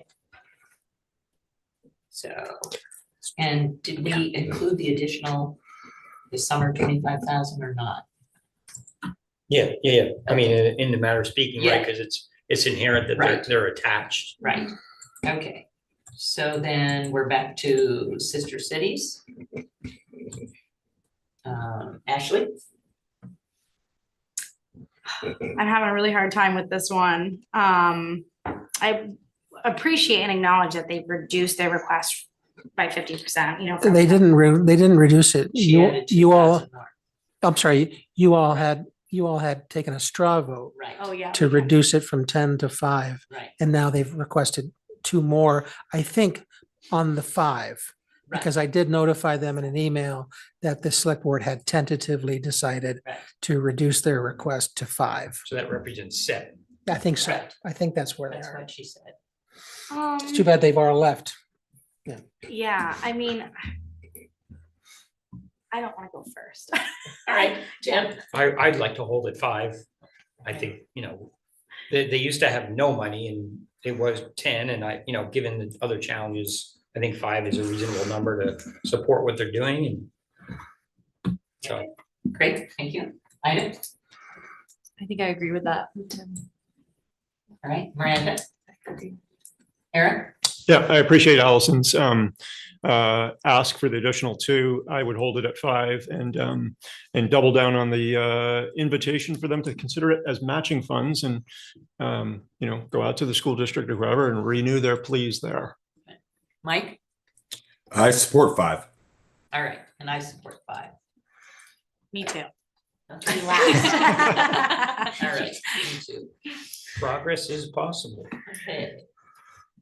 Now where do we want to go? Well, just to finish out the list, there's no appetite to change the camera reduction, right? That's a $15,000 reduction from the last session, right? Right. Okay. So then on to the enterprise funds. Yeah, these of course are enterprise funds, so there's no impact on the taxpayers. But yes, those are the updates. There are updates on, are the same values for the Queechee wastewater employee being split. There's still the request for an extra half person at the transfer station. And now there's the additional 23,000 that we should be adding to the solid waste fund to cover the cost of recently announced tipping fee increases at the Lebanon transfer station. Yeah, two quick questions. So when I came through this 2027 budget today, the solid waste total revenue, 491,500. The solid waste expense, 593,955. So it's short 102,455. Good question for Brian Gazda, perhaps? Brian, are you there? Yes, and I wish I could give you a better answer to that. I mean, there's other, I think, there's other funds involved in that, in regards to what the actual balance is. I mean, if you take a look at the balance sheet, Tim, it's not doing as bad as it seems in the budget, what you're seeing with the budgets, okay? But I don't have that level of detail. That was something more, the former finance director had. But yes, we historically, since I've been here, the transfer fund has shown from the budget modules a negative overall budget at the end of the year. So does that effectively play out that the general fund carries that deficit effectively? No. The only thing the general fund has ever done is transferred in monies for the curbside recycling. The general fund has no other purpose, or doesn't serve the Fund 30 in any way at all. Right, so I'm a little concerned that we're anticipating revenues of 491 and anticipating spending 593. So it's a strange thing too, because the 2025 transfer station had 203,000 of expense. That's a zero item on the new budget. So there's something that I don't understand. We could certainly make inquiry of our auditor and come back with you. Yeah, no, or Tim, what you may be looking at is that we actually combined, in the budget, we actually combined some of the consolidated some of the accounts to make it easier. Yeah, okay, that's why you may be seeing zero. If you look down that thing, you see a whole bunch of zeros. That's why, because we consolidated lines. Okay. Okay. And then I just have one more on the water Wilder. We have a water revenue in the Wilder side of 1.3 million. And an expense of 1.2 million. So we're actually making $80,000 on that. Does that suggest that we could consider adjusting those rates back down to level that out? I mean, for that dollar amount, no, I would not. I would just say whatever monies are left over, it goes into the unassigned fund balance, or that could be something that could be transferred into a reserve account. Okay, thank you. Okay, so are we on to lot, or what do you want to do? Find out Did where we- our budget is at the. Did we vote on those, or I lost track, sorry. Oh, we were doing the 10 vote, right? I thought we did a series of 10. I thought we did a series of 10 votes, but maybe now that everybody's voted, they know what the lay of the land is, and they'd like another chance to take other votes to modify their votes. I don't know. I was just clarifying, we're good with the enterprise fund additions? Yeah, we Staff? did not vote. Tim. I see. He was asking a question, so I see. I think I don't know what we're voting on. I mean, in my view of enterprise is 6 million in, 6 million out. I mean, what are we voting on that? Right. I mean, It's not an impact on the general fund. Yeah. No, I'm fine with it. I just wanted to make sure we didn't skim over it without, in case anyone had any, last minute thoughts or whatever about it, but sure. Ashley? I have, I guess, just a clarification I want to make, which is that the impact is on the ratepayer. There is an impact. Yeah, not on to the residents. I'm just saying of the not town. on the taxpayers as taxpayers. Right, and Yes, I do as ratepayers, support, yeah. I do support support all the items, but I do think that makes me a little nervous when we're like, yeah, it doesn't, like the rate, like I also want to keep, you know, rates affordable in town, but yeah, I mean, it costs what it costs to run the systems and. Understood. Do you want to vote on it? Tin vote? Yes. Tim vote on all the enterprise funds altogether? All of them Are we, together. are we okay? Ashley, I'll start with you. Yes. Tim, Yes. Ida, Yes. Miranda, Yes. Eric, Yes. Mike, Yes. and I'll vote yes. Okay. So do you want a bottom line at this point, or do we want to move on to lot? What's your pleasure here? Maybe a break during which computations could take place? Yeah, that would be great. Great idea. Oh, yeah. I agree. Mike, do you have a question at all? Nope, looking forward to the break. All right, thank you. I agree. So let's take a 5-6 minute break so we can. All right, so When you are we missed some of that stuff going Oh, on? yeah. Okay. And I knew who was talking. Yeah. But they speak so softly. Yeah. I don't know what they're saying. Okay. And then they start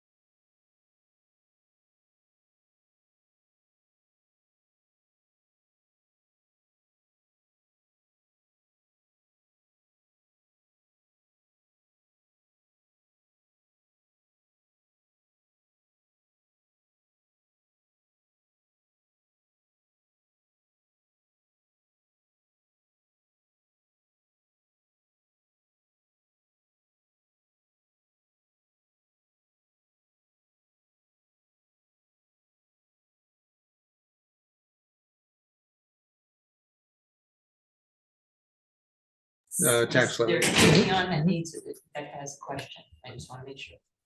Before we begin. I think we're ready to share the screen. Okay. I'm not sure what the bottom line is, but he can walk you through it Okay. and we can confirm all the changes we've made. Anyway, we can at least do that.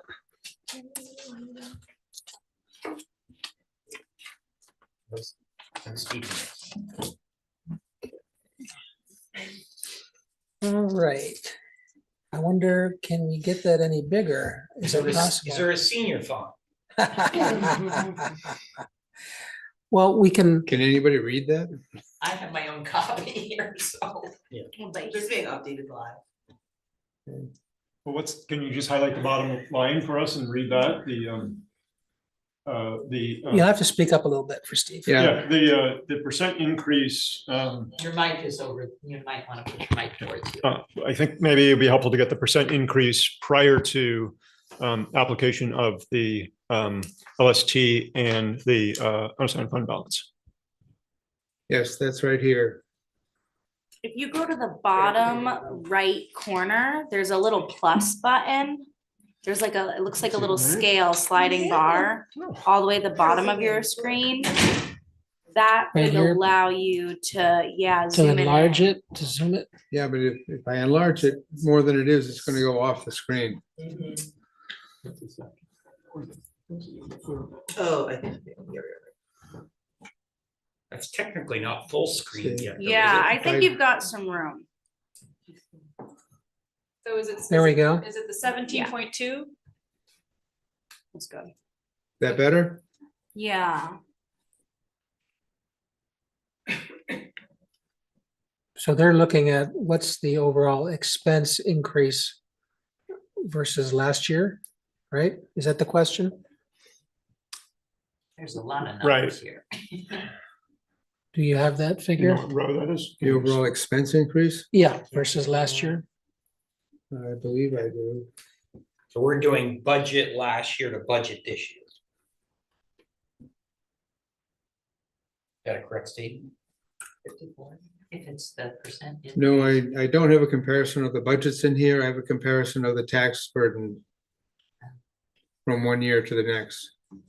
And I guess I can't read. So what is the difference in tax burden from one year to the next?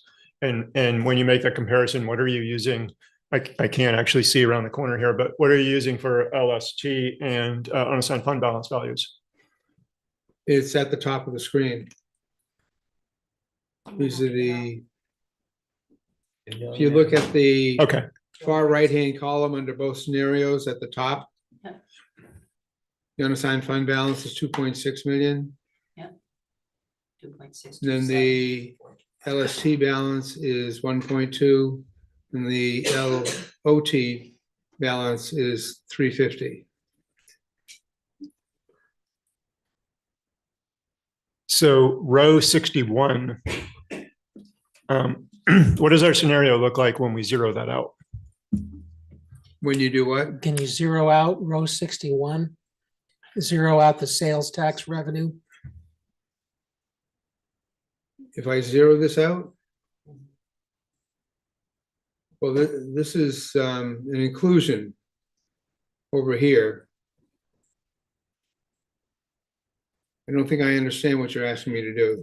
What I want to do is include a zero for LST application and then look at that number. So we understand in a world where we didn't have LST, what is our tax rate increase? And then go from there. Okay, your levy increase is 11.4%.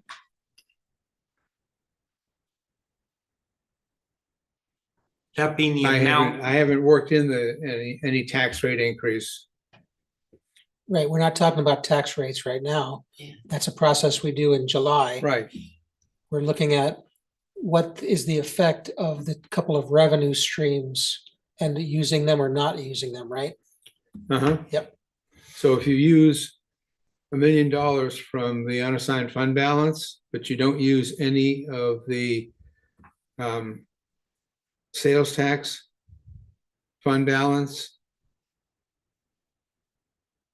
then you're looking at an 11.4% increase Okay. in the levy. In that scenario, can we bump up the unassigned the amount that we use from unassigned fund balance to 1.2 million? Sure. And also, I just want to ensure, did this include a $100,000 cut to the DPW budget? Oh, very good point. Very good point. We did not, I don't think we did that. We made the cut to the town manager's office, but we didn't make a cut Right. in terms of that. Can you find a line and add it? We'll call it DPW paving. Okay. You could do a negative entry there just for Right, now, right. just as a placeholder. Yep. Thank you, Ida. Thank you for the pothole roads. That was 100,000. That's 100,000. Okay. And what does it look like now instead of the 11.4%? Well, it looks wrong. It's not 23.6%. No. So there's something. Does it need to be in parenthetical for that negative value? Hi, it's Brian. He needs to he's got a positive 1.2 million for unassigned fund instead of negative. Oh, that should, 1.2 should be negative. Right. Yeah. It takes a village. It does. Right. So now what is the number? 9.6 right here. Oh, but how could we go up? No, it was 11. Oh, okay, It's gone down- okay, I It got goes you. down about 2 percentage points for about every 100,000. 300K, honestly, what I have found.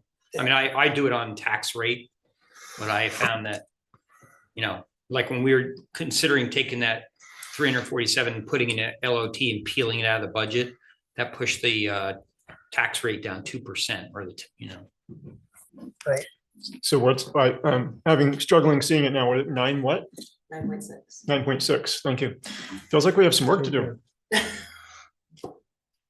But that was without the local option sales tax. Right. And it was 1.2, whereas our scenario 2 has 1.5 Right. million. Well, Eric, the other way to, I think what I found works is you develop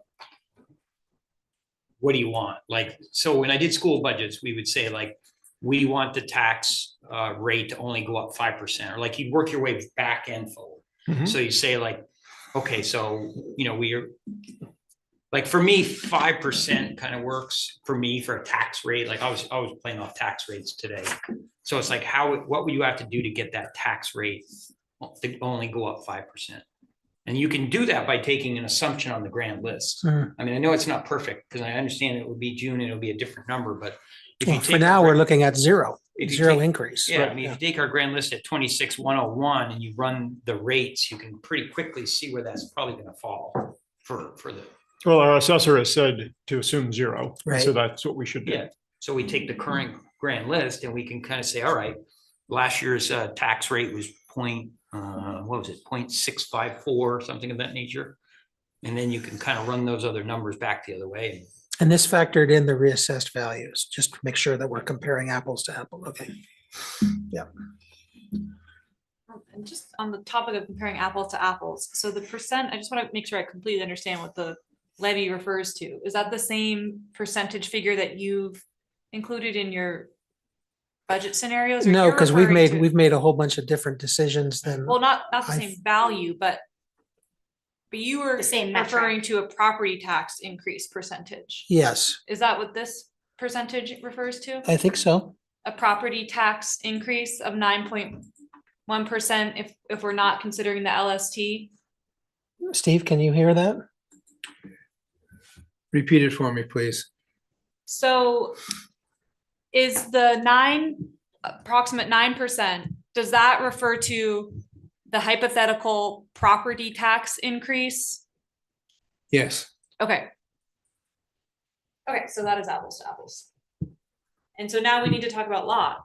right? if we want to move things out of the budget Right. and into lot, which has another bucket of money. Right. And we have talked, I know Eric's made several suggestions, I've made several suggestions, so we can consider all those, right? You want to go through those now? Eric? Can I make one proposal to the board before we move on to lot? It's sort of narrowly scoped. Regarding the existing budget, we've asked departments to aim for a 4% expenditure increase. We have some appropriations, cemeteries, libraries, and Bugbee appropriations that are in excess of 4%. The proposal would be to cap them all uniformly at 4%, which I understand will be difficult for some of the entities. There's work that they want to do, and it's good, valuable work. But in the effort or in the spirit of sort of being uniform and fair, that's the proposal. It saves us on the order of $20,000. Ashley? Yeah, I'm in support of that approach. I don't like that approach because obviously, yeah, I mean, we're all acknowledging that it's going to be harder to achieve goals. But I do think it's fair to ask those appropriations to also be at the 4%. Can I just understand, libraries, cemeteries, was there another category? Bugbee. Bugbee, yeah, sorry. Yes, Mike? Thanks. At this point, I don't support any further cuts to our budget, particularly not to Bugbee or libraries. I think that's just going to bring us a lot of ire of people. You know, when we do the budgets, I feel like my job is not just to try and get the smallest possible increase possible. It's to find a mix between providing services that the residents need and want, and a tax increase that is reasonable. And I think, you know, we've done a pretty good job of that right now. You know, the fact of the matter is we have other sources of revenue and we have the lot, which can bring it even lower. But, you know, I don't see any real value in just arbitrarily making cuts like that. So I am not in favor. I've heard from two people.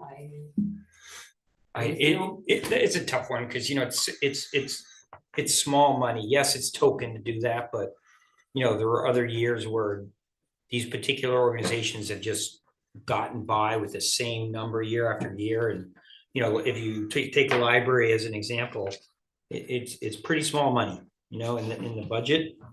And I don't know, I have a different calculation for the library because it doesn't appear to me that from a percentage basis, they went up $65,000. I have that at 3.4%, depending on what you're comparing. So. Okay. Any other comments, Miranda, Ida?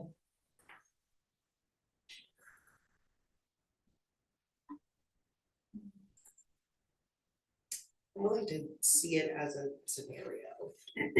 What do you mean? Like if we, I don't know, that's not gonna get us to the number, so.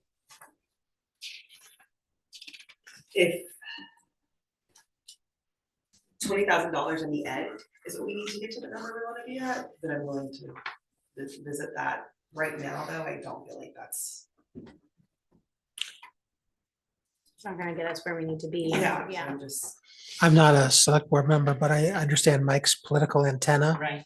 And motherhood, apple pie, libraries, Right. and cemeteries. Maybe, Ashley?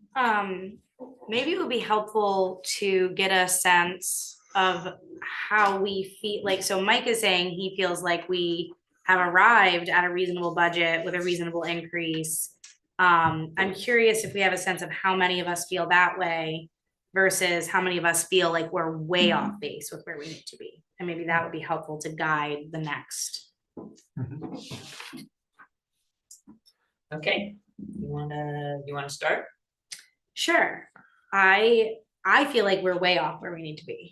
As someone who has lived in this community as a single mom, as a taxpayer, as an elected official, hearing from voters, this is not, I don't think, where our residents expect us to be with an increase, and I think we need to bring it down closer to our initial 4%.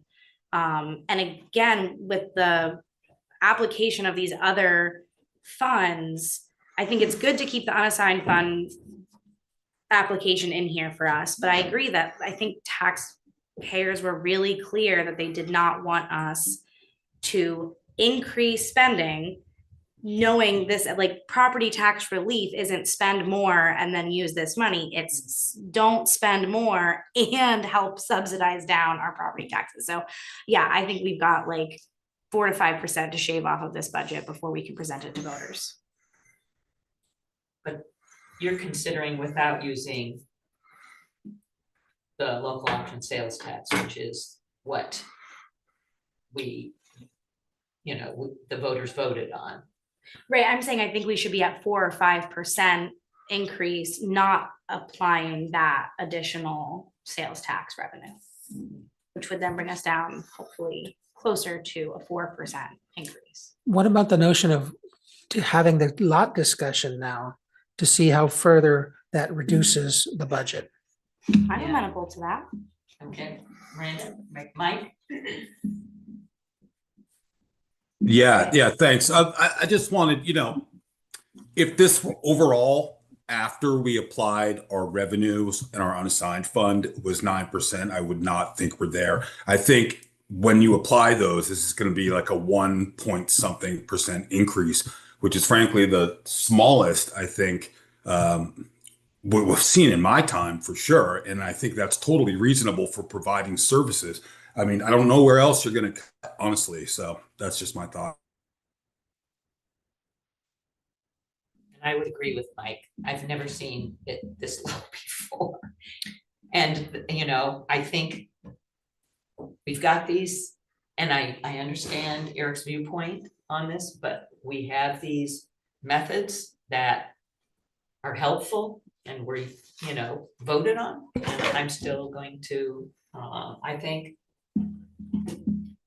boy, the library people, they are so wonderful. I've gone to every one of the libraries. I mean, they take care of everybody. And they don't have the same kind of budgets as our departments. And cemeteries, Bugbee, you've got a lot of super people that are strong supporters of this town. And I think that they should be proud of what they do and what we do for them. But I don't know if this really elevates us in a very smart way.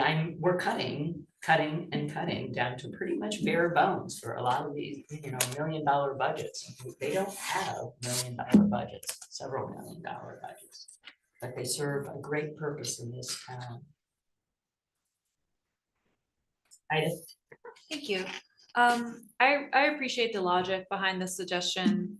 I think I'm a bit uncomfortable with it at the current moment because it feels a bit late in the process. I would love us to remember this sort of as to help guide us in a future year, to be able to come back to folks who are above an increase and say, actually, we want to sort of uniformly really adhere to the guidance, even with regard to, beloved features of our community that have smaller budgets in the grand scheme of things. So I'm basically, I would like to maybe table this conversation and move on to the lot. I think that should be what we talk about next. Okay, shall we do that? Yes. Tim? I just want to comment more broadly that if you think about,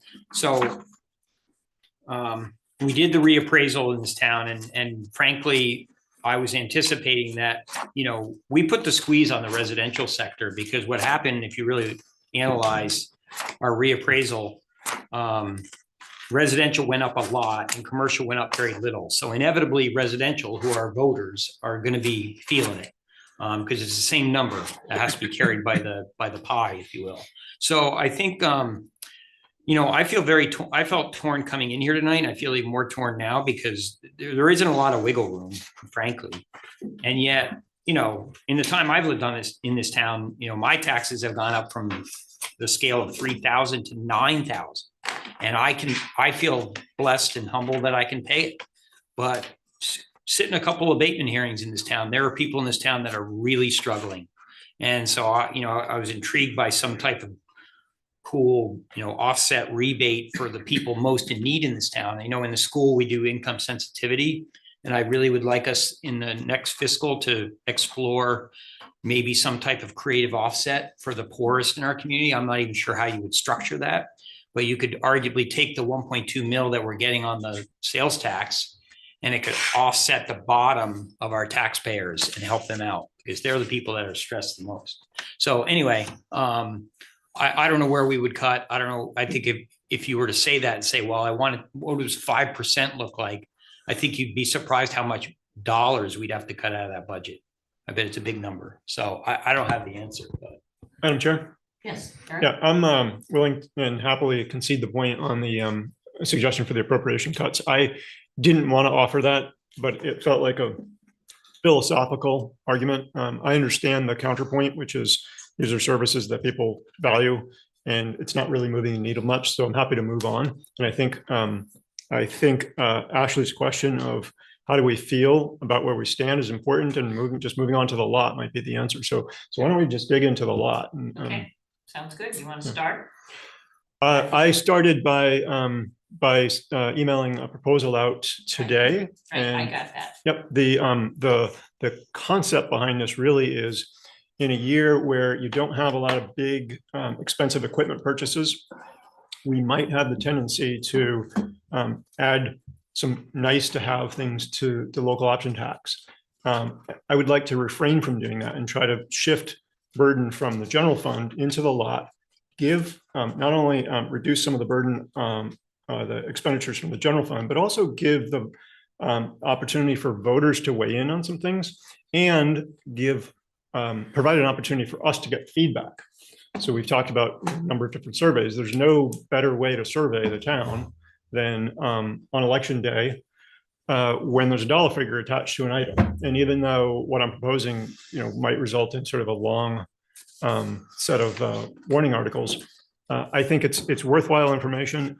And I think we need to avoid a scenario where we just keep that in the general fund, grow the general fund, and then add in some things like the audiovisual for this room. We've discussed a number of times.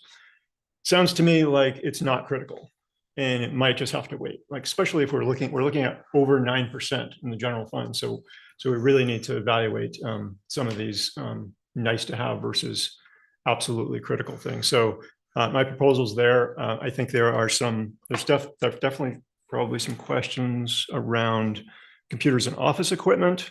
And I can definitely see that there might be some concerns in some other areas, but it's an attempt to sort of shift some things out of the general fund to sort of fill that vacuum that might otherwise be in the lot. So do we want to go through the items one by one like we did? What's the bottom line number total?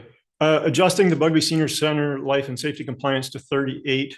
The total that I proposed is 315. So there's still a little room in there. But remember, a lot of that's not, or is all of that budgeted in the general fund? I'm sorry. Oh, excellent point. It is not. I did a separate tally for that. So there's DPW equipment of, I think it comes out to 232,000, Tim. I see. Because I'm confused, because John, you gave a LOT list as well, that 347. So when I played with that number today, it moved our tax rate by about 2%. It took our and again, my numbers are my numbers, but it took a 7.2% increase down to 5.2% by moving 350 out of general fund and putting in an LOT. Because my view of LOT is it's like a 0-0, right? We have a balance of money in there. We put those items in there, and it kind of zeroes out. And that's not probably a proper accounting term, but so the point being is that if you take it out of the general fund, it does impact the tax rate. Right, for sure. And now I'll have to admit, I can't even remember those particular numbers. So if you're quoting me and I provided something, I'm pleased that I did. It was in the most recent packet, actually. All right. What I was going to suggest is when we consider Eric's, could I also propose my own Sure. possibilities, which are that I think there's a lot of support, I think Eric and I both, on putting that sidewalk snowplow Right. into lot. That's a savings of $40,000. And I would only propose putting the fourth dispatch console on lot, knowing that it would, or having a strong belief that it would pass with sufficient messaging and support from the chief or the dispatch leadership. That's a quick $90,000 that I think could be achieved. And if we're looking at unbudgeted items that could go into the lot, I don't know that we've confirmed yet that the parade at $10,000 or the possibility of a transfer to the town hall HVAC overhaul. I think if we're looking for ways to spend on a project that we know will have to happen and that we know is woefully underfunded at the moment, a quick transfer of maybe a couple $100,000 from lot into a fund like that could be a way to minimize any future borrowing or future debt service. So those are just some suggestions from me. What's LOT's current balance? I think we spent it pretty much down to the penny last year, and that was 350. And I think we're going to see a little bit more accumulation this year with the increase of the town's share from 70 to 75% of that. Thank you, Steve. You're referring to the sales tax, not. No, I'm talking about the LOT. Yeah, we're gonna. You're saying the state changed that. That formula for both local option taxes and the sales tax. Yeah. So. So 350, and my list may be different from others, so I'm not quite sure. I've got the Bugbee Senior Center Safety. Just walk down through them quickly. Yeah, but it may be different. I've heard some different things from people, so I don't wanna miss anything. Nobody has a monopoly on good ideas. All right, so we'll start with, as Eric had suggested, and Eric can start, we down to 38K, the Bugbee Senior Center Safety and Compliance. Yep. Yes? Yes. Miranda? Yes. Ida? Yes. Tim? Yep. Ashley? Mike? Yes. And I'm yes. And I'll we're, have and that. we're agreed that that's not in the budget at the present. Right. So that's no net savings. Right. Okay. And the next one I have on the list is the DPW sidewalk snowplow. The number's been jumping around. I know, I have December 55. and I don't Yeah, know if that's it was my 40. mistake because I saw two items in the same line item. One said snowplow and the other said clam attachment. I thought they were related. They're two separate things. So it's just 40,000. Okay. Madam Chair, Yes. I know what John just clarified is to be 100% correct, but I wonder why couldn't we have DPW equipment, open parentheses, sidewalk, snowplow, and backhoe attachment, close parentheses, 55 grand? Like, why can't we lump them both together? You know, it's DPW equipment and we've described them. It's easily enough understood. Yep, I agree. Okay. So we'll start again.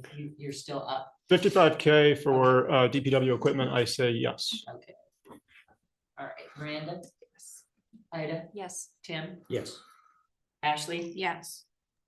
Mike? Yes. And I'm yes. And so for Steve's benefit, that's a savings of $55,000 from DPW equipment. From Going to lot, LOT. It's a new line, or the snowplow. You could say snowplow plus clam shovel. Okay. Backhoe attachment. Yeah, backhoe attachment. Let's call it backhoe attachment. I thought Brian called it a clamshell something. He did, but let's, Okay. I vote for clam shovel. Okay. So the next one on my list And is the amount. Yeah, it's gonna be 55,000. Okay. So my next one on the list says. And of course, Maxfield that's a maintenance negative court number, right? And that's resurfacing. coming from lot also. Yeah, that's coming Actually, from lot. Yes, okay. we're talking about moving that from the general fund into law, right? What are we talking about? The console? Maxfield. No, Oh, the Maxfield. maintenance courts are resurfacing. Now, you've heard. Did let he me- just He leave? left. He left. No, Hey, is it pickleball or tennis, buddy? Which of your surfaces are you wanting to restore Is at it Maxfield? Courts at Maxfield. So it's the tennis courts. 4 tennis courts, 2 of them also are combined into 8 pickleball courts. It's to explore having those 2 turned into just pickleball. And then also 2 basketball courts, but they all need to be resurfaced. is that That's 50,000? yes. Okay. Now, you and I talked earlier about whether you had adequate reserves if that does not succeed at the ballot box, because I'll make the point that It's got to be done. it's got to be done, but maybe there's 95% of the population that doesn't use those pickleball courts, or 90%. Pickleball is a No, popular yeah. activity. Or whatever the percentage, it's not 50%. I think pickleball is Well, more I mean, popular than cemeteries. Yeah. For sure, among environmentalists. I'm not trying to. I just caution that comment because maybe it's not 50% of the community, but Right. it is a percent of the community that utilizes, all the court surfaces. In that my we have. terrible way, I was trying to be supportive of not putting it on lot and exposing Yeah. it to a bad vote, because maybe there's Right, not a right. broad community engagement with it. Yeah, there's quite a few pickleballers. But anyhow, these courts are about 4 years past due getting resurfaced, and I think the longer you continue to not resurface them, the wear patterns create, the cracks don't get filled, and then you have bigger issues down the road. You'd So have to do a full it's- redo. Yeah, it's a maintenance issue. 5, 8 years generally. We're past that, so if it goes to local options tax, and as long as the reserve account is replenished, we'd have to address that at that time to determine, our CIP and what reserves are there to determine what impact that potentially has to future purchases. So we might come the next year, whatever, asking for more of a reserve deposit. So it's something that has to be done. You can't forget about it. So. Okay. So. Thank you, Scott. Thank you, Scott. Ashley? Yeah, I'm in favor of putting it into law, and I think the community is generally very supportive of these things. Tim? Yep. Ida? I am, and I understand that, there's a risk associated, and that this is a really important function. I also think that by putting it in lot, it does a few things. One, as Eric mentioned, it, allows voters to truly weigh in on their values in terms of the amenities that we offer in town, and which I believe that there will be sufficient support for this amount for this reason. I also think, one of the positions that we fully funded in recent years is our communications director. And I think this approach puts more onus on us as leadership, department leadership, to really communicate the value and why this is important to do this year and why these funds are needed. And I would hope that, we can fully utilize our communications director to help us convey that messaging prior to town meeting and prior to voting day. And so that's why I will support putting this on lot. Okay, thank you. Miranda? Eric? I do. I proposed it. I think I understand both sides of the equation. I understand that if voters say no, that there's some costs associated, like that costs have to come from elsewhere. I do appreciate that it's preventive maintenance and it makes sense to fix things before they get worse. When I was thinking about this, and one thing else I was considering was July 22nd agenda. Or one meeting before or after, we as a board accepted or approved donations to the tune of $70,000, where the fire department and the police department went out and solicited private organizations and individual donors for things like personal thermal imaging equipment or whatever it is for firefighters, canine cruiser and so on and so forth. So, you know, there are other revenue streams and that's challenging, but I think it's important that we hear from the voters on what they think and Okay. so I'm in favor of it. All right, Mike? Yes. Okay, and I'll say yes. All right. then Can my I- next Scott line- had something. Yeah, Whoops, can I, I'm can I, sorry, can I just Scott. mention something?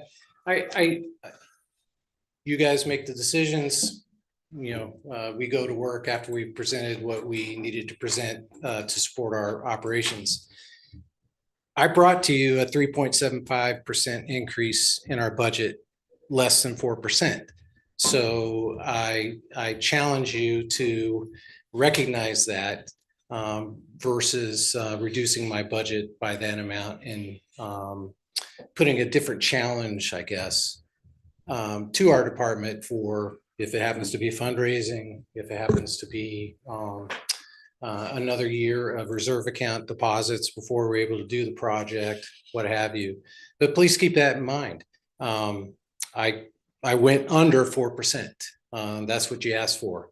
If I had an opportunity, knowing the conversation that you're having about taking it out of that budget, maybe I would have increased my budget in some other areas. So just want to make sure you're aware of that.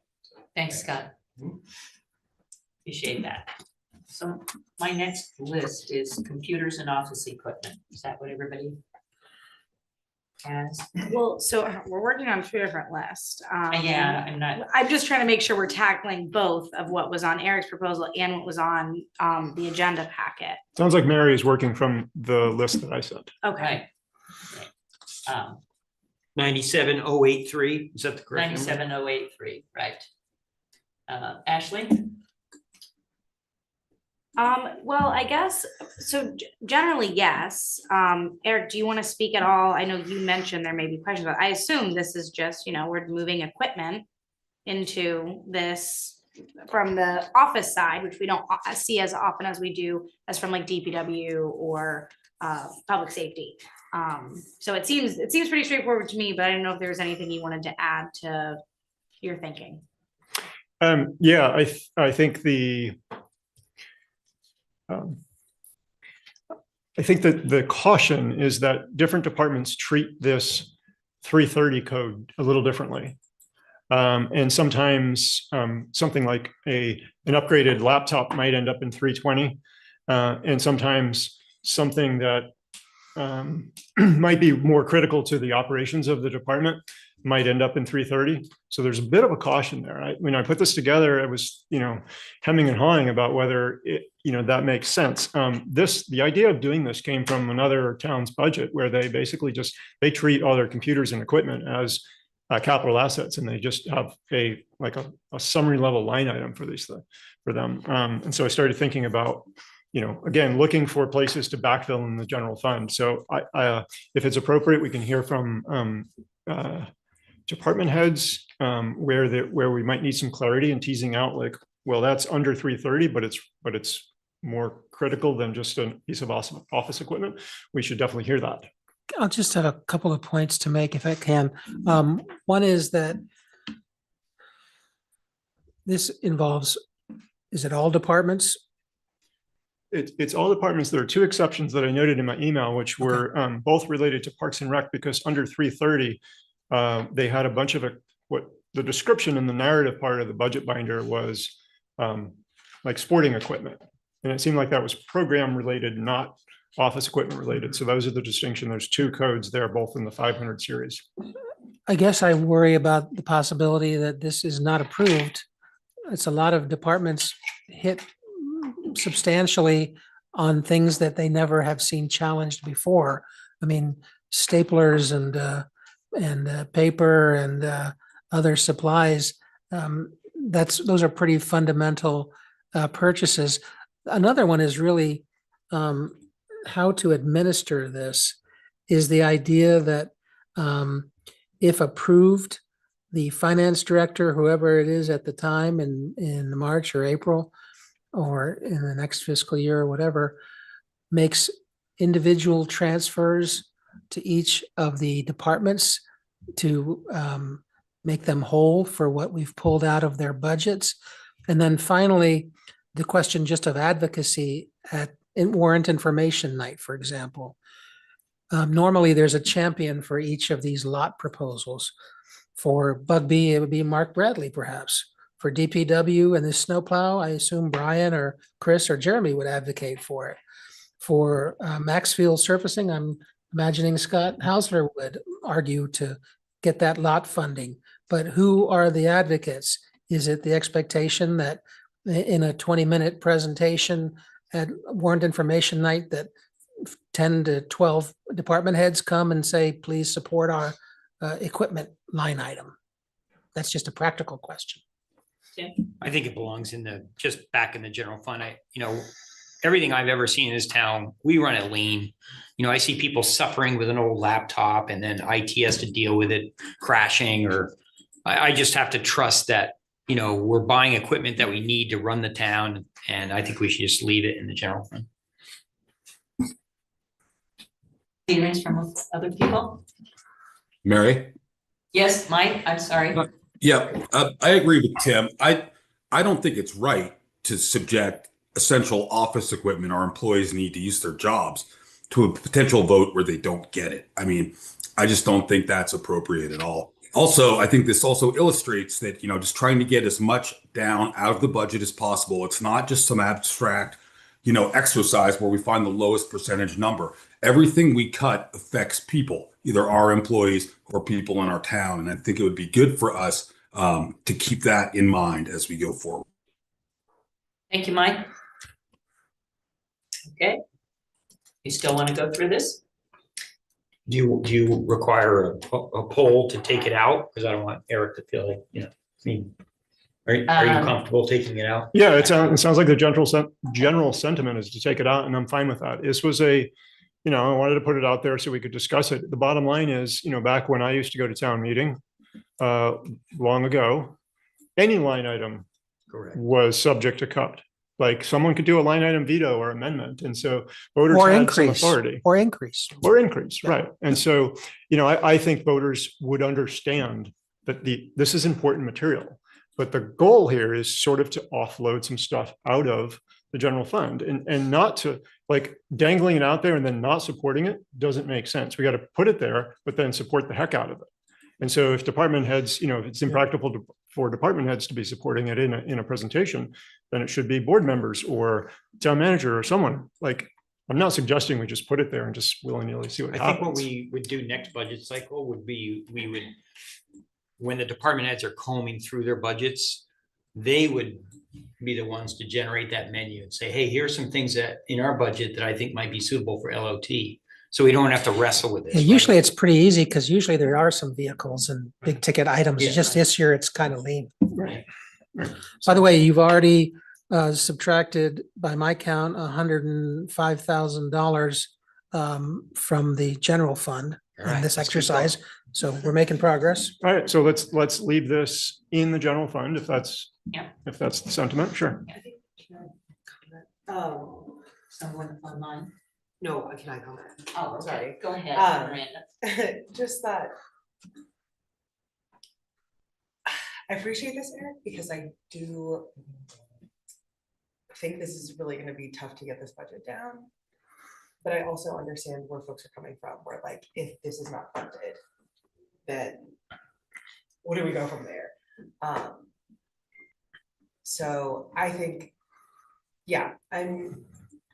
let's see how much further we can get on cutting this down. And then, but I do think there's validity to this being on. I don't like it, but I think in an effort to cut down from this 9.6%, I think it's a valid effort. Appreciate the creative thinking. Yeah. Okay. I have next on my list alumni parade. 5K. Agree, should be lot, correct. Yes. Everybody agree? Yeah, I wanted 0, so I'm in total agreement. The voters choose. Okay. The voters choose, not Tim. Yeah. Mike? Yes, I'm for putting it in the lot. Okay, all right. And the next one I have is HPD and HFD portable radios for 56,100. Madam Chair? Yes. Before we move on to that one, is everyone clear? We're on the amount, we're saying 5,000 for the Right. parade in the lot? Right, Just, okay, because originally we were asked for 10. right. Okay. Just want to make sure that Yeah. we were all understanding. Sorry.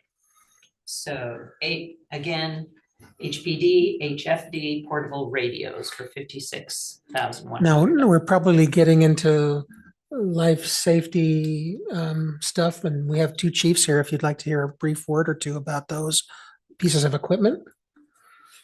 Do we need to separate them when we do lot? We shouldn't have to, right? I think it's Eric's idea, so maybe he can explain. I don't know. I put them on the same light item because they're the same type of equipment and they might have a greater chance of, Both of them like it's pass. both of them passing together and it simplifies things. Okay. But All right. So, you talk, these are the 4 radios that were in my budget, that I budgeted for, not as additional items. Right. So those 4 radios are no longer supported, so that 40,000 or 10,000 apiece will have 4 people without radios.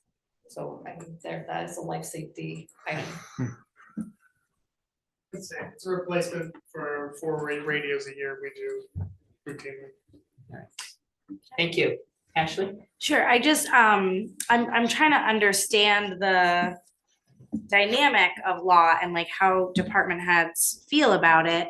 So for example, when there are like a police cruiser or other like equipment from the fire department that are up on lot, is it just that when those items have been added in the past, it didn't feel like an essential budget item, it was more of an extra? Not an extra. I can use, the only time I've used lot routinely has been to supplement funding for an ambulance purchase. We've done that a couple times.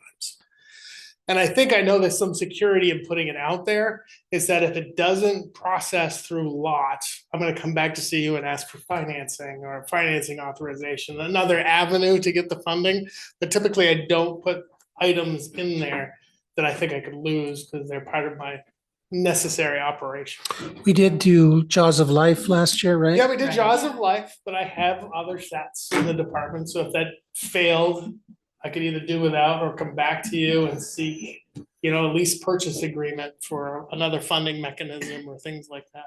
But routinely, the operational funding, I hadn't put or suggested to be put. Like next year, I'll come and ask for $200,000 out of lot to refurb an ambulance, for example.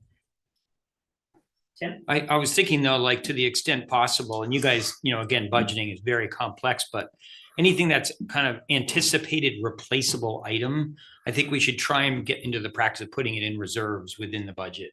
Because I just think that, that's just a better practice.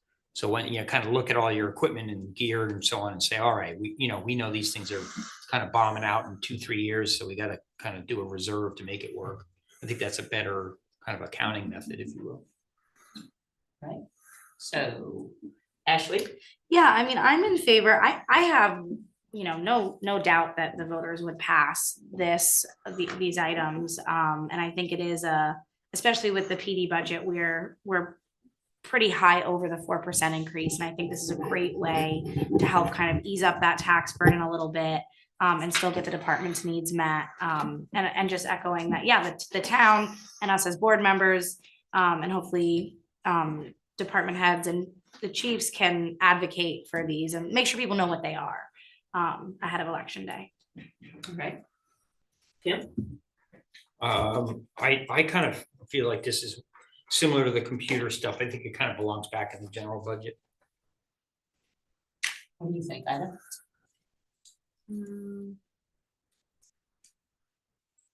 I'm gonna say keeping it in the general budget. Right. Ren? I think that community really supports police and fire departments. And I think with the proposed language that you wrote, Eric, about ensuring that we're communicating that these are like, we need this for our town for life-saving equipment, like I really would hope that it would pass. I know I can't ever guarantee that, but like I believe that it will. So I think maybe keeping it or putting it in. Okay. Aaron? I appreciate the comments from the chiefs. It's not my favorite thing to put out there as a proposal, and I see why it might be better suited in the general fund. I wonder if for now we could put an asterisk next to it and then move on. Like I think it would be supported. I think voters would be like, yeah, this is critical equipment once they understand. But there's always the risk that people don't have all the information when they go into the poll. And so, yeah, I mean, even though it's my proposal, I recognize the comments that we just heard, which is part of this process. So for now, I advocate basically for putting an asterisk next to it until we see a bottom line on Table this. it. If that's okay. Sorry to be wishy-washy about it, but Mike? I would not put this in the lot. Okay. And I have mixed feelings about putting this in lot. I think it probably belongs in the general fund. Are there, I didn't count the votes. Are there 4 that feel that way? Mike, It's, you, let's see. Tim? There were Yeah, general they're fund, 4. general fund, yeah. General fund, Mike, and 2 asterisks. Yeah, it sounds like it goes to there's 4 and a Yeah. question mark, and so Well, can we keep the asterisk? Can it be on our list of things to put a pin in? I think we heard the vote. With 56K anyway. Yeah. So. Yeah. We're trying to narrow down decision-making, but Yeah. I mean, I just. You don't want multiple nights to midnight. Okay. John, do they have to be itemized, or can you just say 300,000 to do like the article, the article? Can the article be as simple as what the sales tax already does, and just direct the voters to ask to transfer 300,000 to the general fund? for any purpose? It's pretty strict in terms of specifying. well, it actually is not. The charter is quite vague and says it will hold the funds until the voters express themselves. Also, I was just curious if you could just say. Bulk buy. 352 from lot to the general fund, and the town manager can figure out how. Well, it's a thought I had, but I wasn't bold enough to suggest it. I'm actually taking the next best course. I'm just taking the next best course to say, how about a couple $100,000 on a necessary future repair to the town hall building, but. Okay, so the last one I have on this list is the HFD mechanic storage shed. By the way, can I ask you, what was the value of the portable radios for those of us keeping score? 56,100 was both was HPD and HFD plus the voice over IP radio that was in one of the departments, I think. Got it. Thank you. HFD. This one's for the storage shed, mechanic storage shed is 14,500. Carrot shed's right across the street. Just go grab one at night. It's cheaper for me to build it. Chief Kelly, you didn't hear that, right?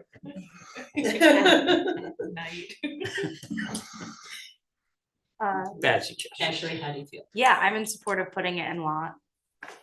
I am as well. Okay, Ida? Yes. Miranda? Yes. Eric?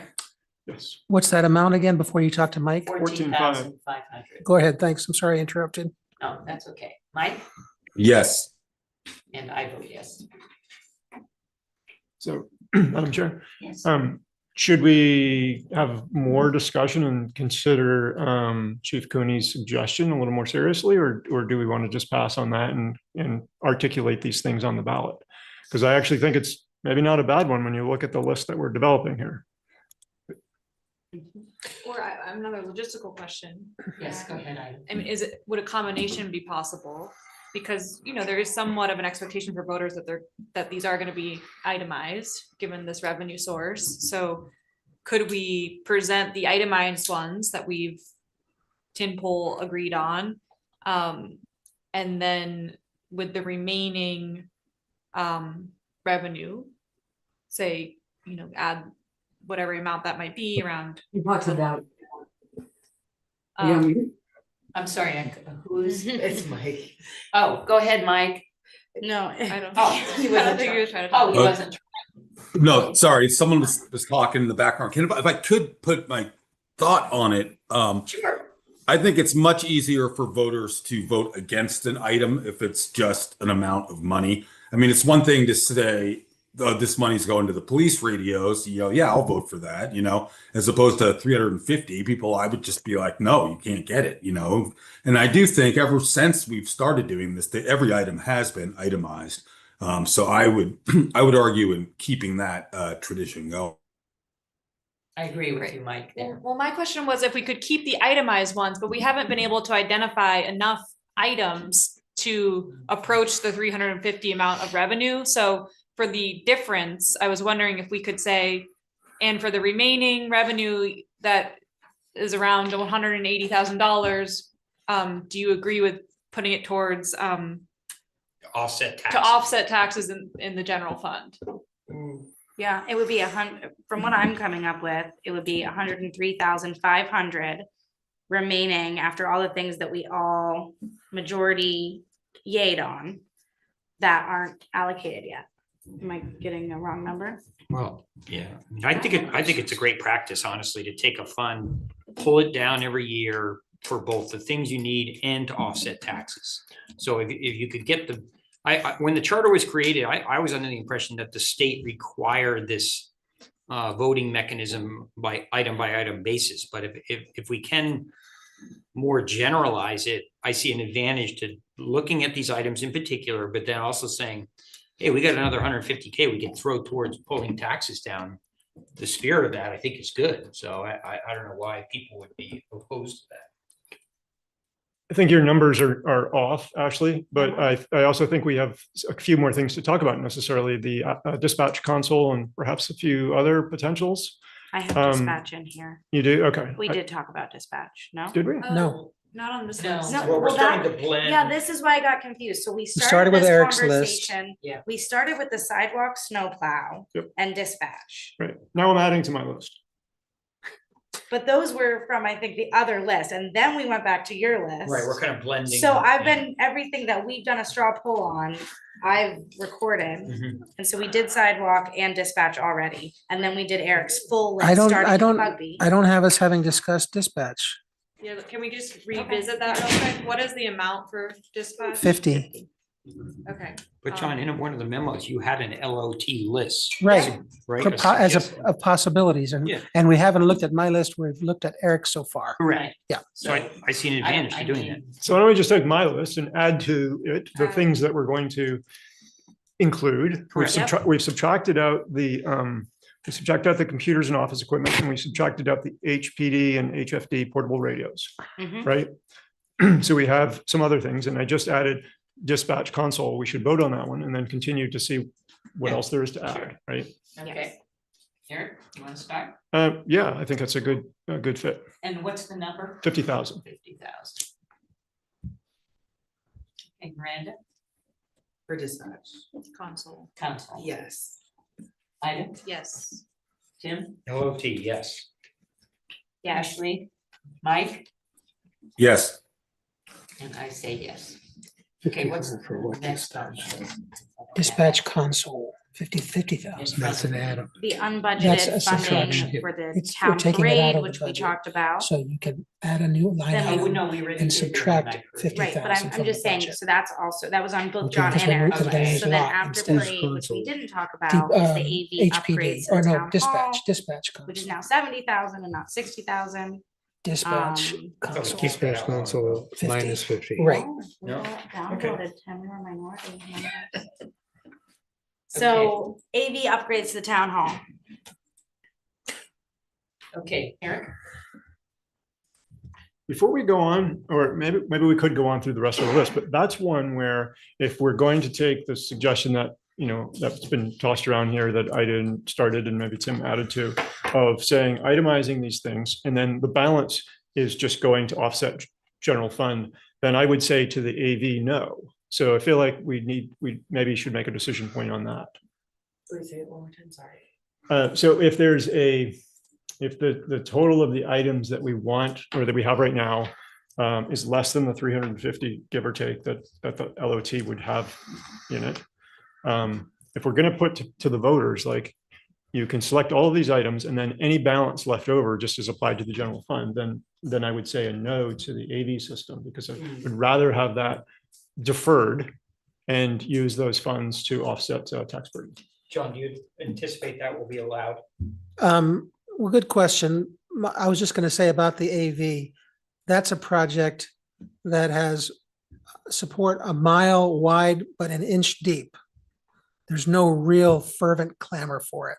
We get occasional remarks about how we could do better, but I don't see it as a big priority. And with the other question about what do you anticipate in terms of the logistics of having this? I'd rather have two, maybe a separate article, because one of which, maybe there's 6 articles with each value associated with them. And then remaining from the 350, do you agree to transfer $100,000 to the general fund for tax relief? Yeah, okay.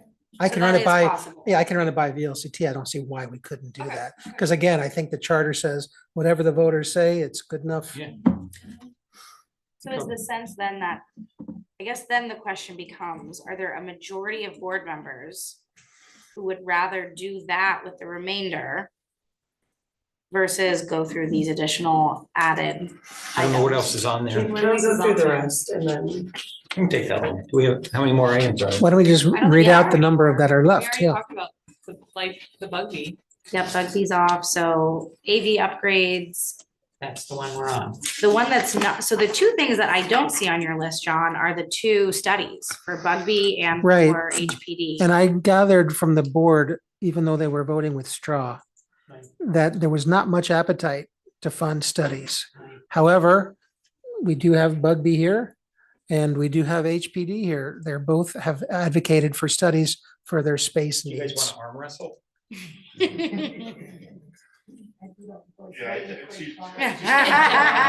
Yeah. All right. Yeah, I'll just say that I think both of your uses for the studies are valid and necessary.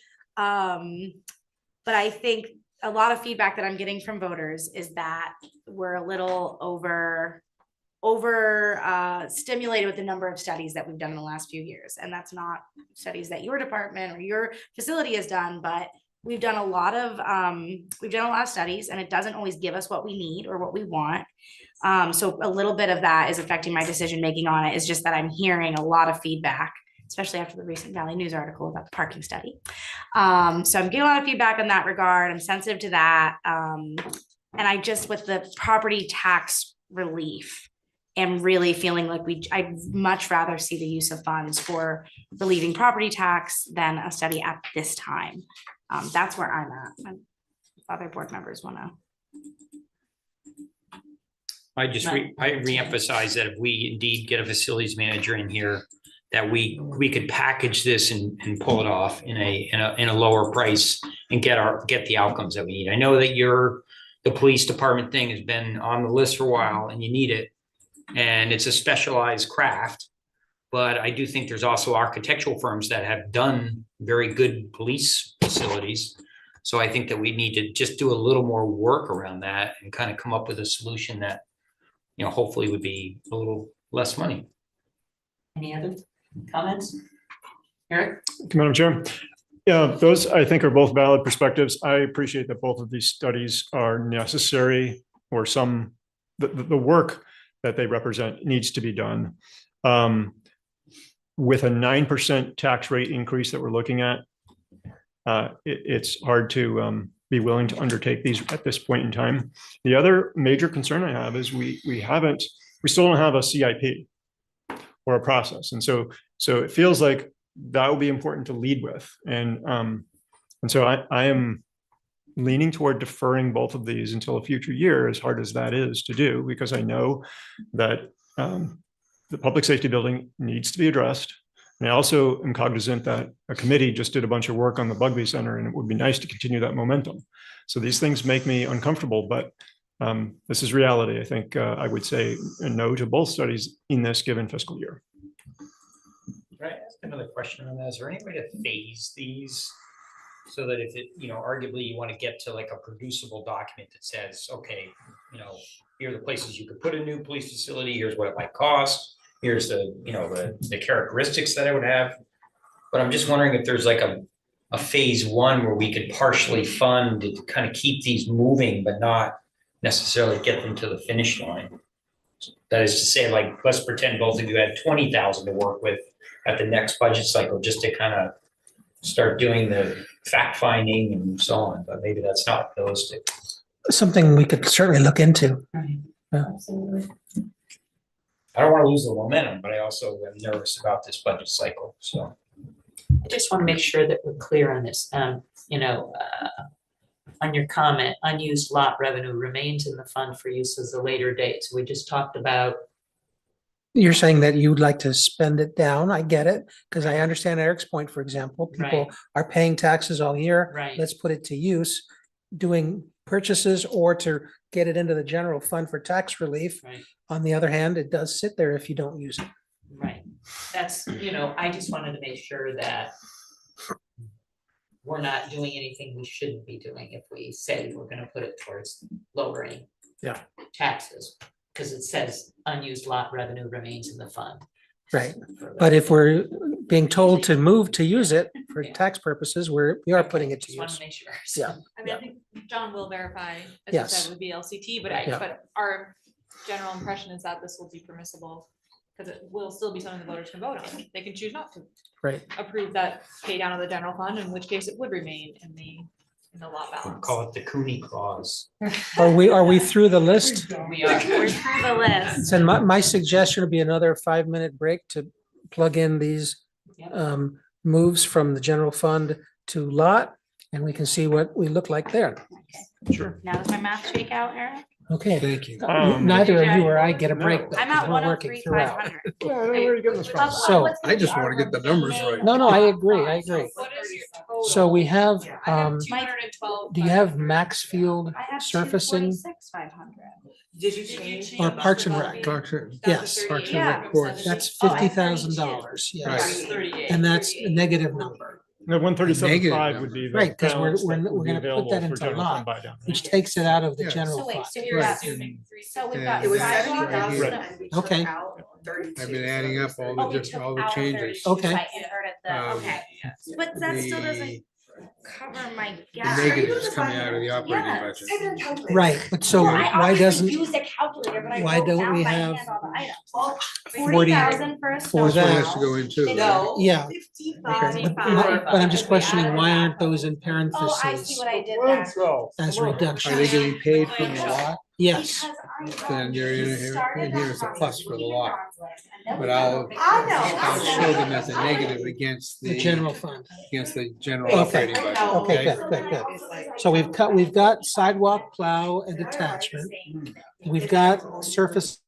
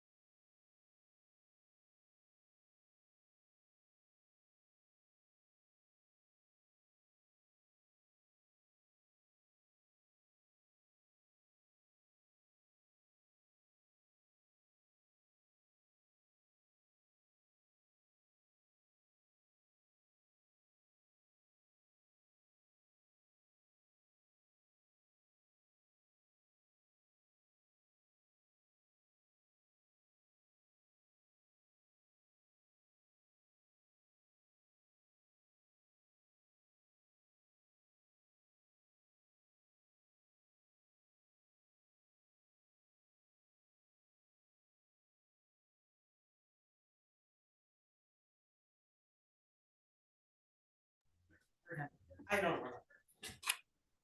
Okay, we are back. And I'm not sure where we're going. I think from our here. interim finance director might be giving us an update on what we've accomplished, the board has accomplished. What you have done so far is added $214,500 in lot assigned expenses. And the result looks like a 7.4% increase in the tax levy. So you've taken it down 2.2%, I think. I had 212,500. Hmm? I had 212,500 is the tally for the items that we agreed on for the lot, the itemized values. Not leaving a balance, assuming 350,000 in the lot, that leaves a balance of 137,500. But the simple math is just to take 350,000 and subtract it from the general fund. If we're going to use this approach of anything left over, we ask the voters to buy down, right? So we just take 350 and subtract it. Right. Oh, yeah, that would be a good way to do it. Just. Can you do a temporary calculation?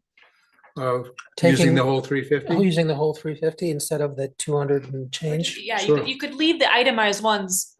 You could leave the itemized ones in your calculation, but just add another line. That's the hypothetical remaining The balance. delta, yeah, okay. Yeah, the delta, which What's left in the committee. That takes it down to 6.6% increase.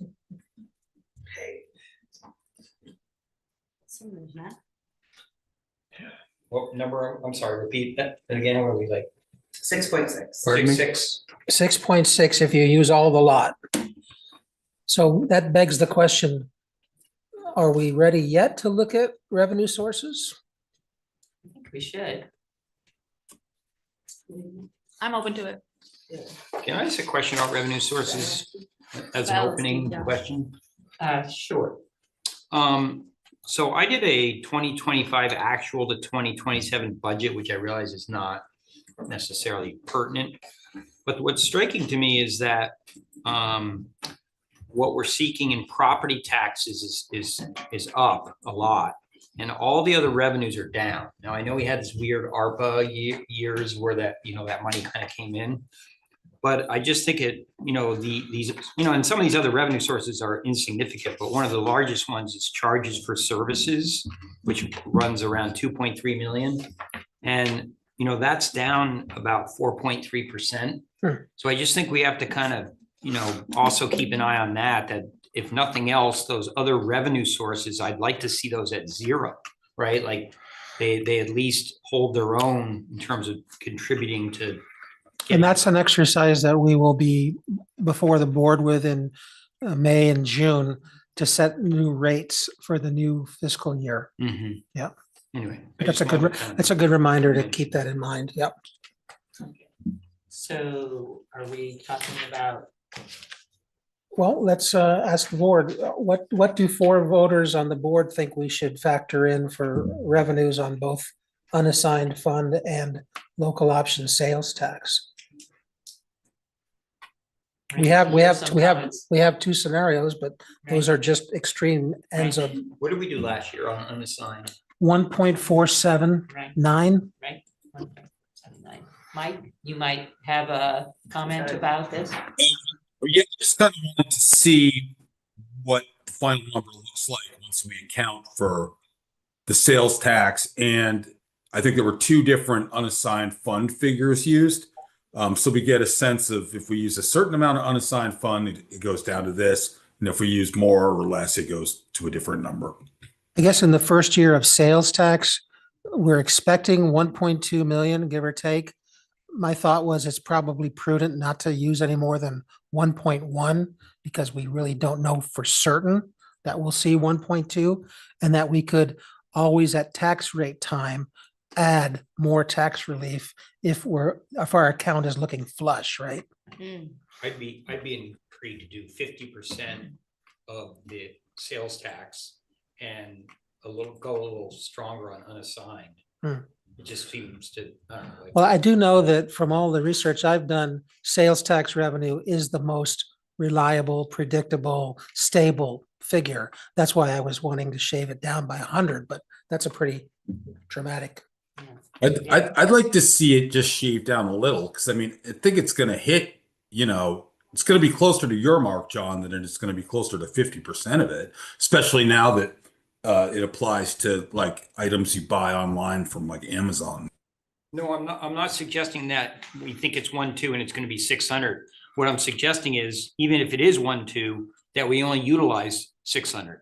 So we, on the sales tax side, to be conservative, we would only drain down half of that anticipated revenue.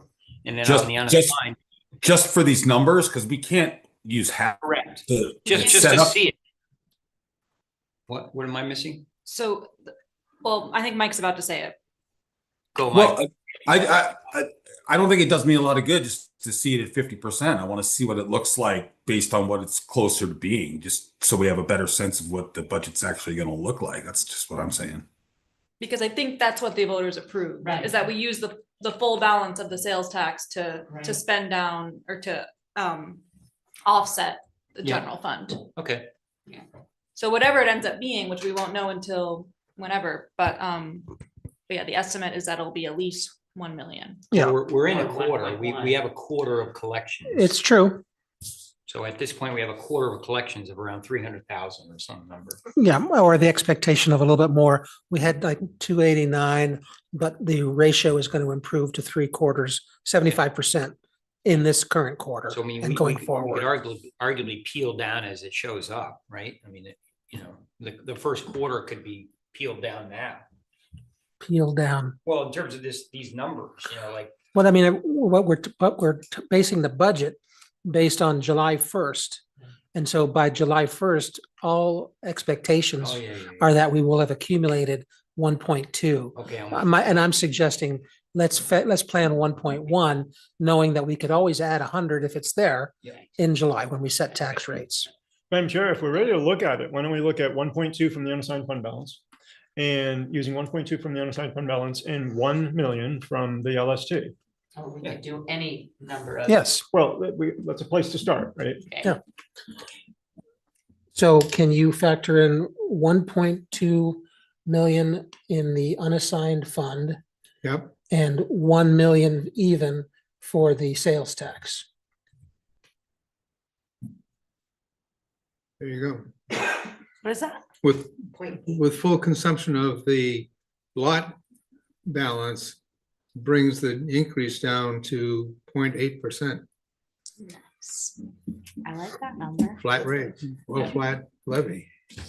Yeah, and I'll say that I really like that number, but I do want to caution back to Eric's earlier point, which is that it will work for this year. It will be a tolerable increase, but it's not a sustainable way to continue budgeting because the rate of increase of our budgets is not going to, the sales tax revenue is not going to keep up with that increase. So Yeah. I just want to keep that in our minds as we move forward. I agree with that, and I think we have to keep that at the front of our minds when we do budget guidance in the future and be even more conservative in what we ask departments to bring in future years. We won't be as lucky as we were this year with a 2% health insurance premium. Yeah, I mean, that was part of the hard pill to swallow for me too, was that like knowing that we increased as much as we did, given how low the healthcare pressure, which is usually one of the drivers of increases, was at like an all-time low, or at least in my lifetime, all-time low. It's going to be hard in future years. But also with Tim's point earlier about investigating a program that would almost subsidize our lowest income property tax owners. I don't know what that would look like, but I think there are plenty of residents in Hartford who love the services that we provide and are okay paying their property tax bill. Like I'm privileged that I pay my property taxes and I love what every department does and I use those services. But there are definitely residents who are just not able to pay the bills. And if we can help relieve the burden off of those folks, I think that gets us closer to where we can sustain budgeting. Do you have appetite for monkeying around with numbers and assumptions?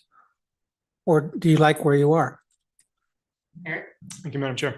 The, just for clarification's sake, the 6.6 that we spoke about earlier before we applied the LST, that included the using 1.2 million from the unassigned fund balance? Yes. Okay. So my sensation is that that's basically the problem scenario that I laid out to begin with. We were if we assume that LST grows at 2%, some of our other revenue streams grow at 1-2% or whatever, and you're growing the budget at 6%, which would be over the last 3 years. If we put this up and voters approve this budget, we're looking at probably more than 6% growth rate. That's completely unsustainable. That just doesn't work. I appreciate applying the LST and playing around with that, maybe, bumping another 100,000 here or there, but that bottom line number of 6.6 with using a decent portion of the unassigned fund balance is not sustainable, I don't think. What is our percentage without the unassigned fund balance and the LST? What would our percentage be without the unassigned fund balance and the LST? Entirely? Mhm. 7.8. Oh, could you take out the LST too? Could you take out the LST? The sales tax also? No, I took out the unassigned fund balance. She wants you the LST gone too. Oh, also? Yeah. Okay. 13.6. You got 2.6 million roughly in unassigned fund balance. So we could bump that up a little bit, right? So we're talking about, it would be about 1.4, give or take, left. What percentage would that leave us at in terms of? Is mine on? Okay. I think I'd like to see I'd like to see it with the unassigned fund at 1.5 in the local option sales tax in there, just because I want to see if we can go negative. What were the numbers? 1.5 from the unassigned fund. And was it 1.1 on the? And sales tax? What did he want in sales tax, Was Mike? the sales tax? 1.15. Well, before you put the LST in, what does that give us for a 4.9? Mike, can you say it again? Yeah, the connection was a little ragged. Oh, 1.1 on the LST is fine. 1.1.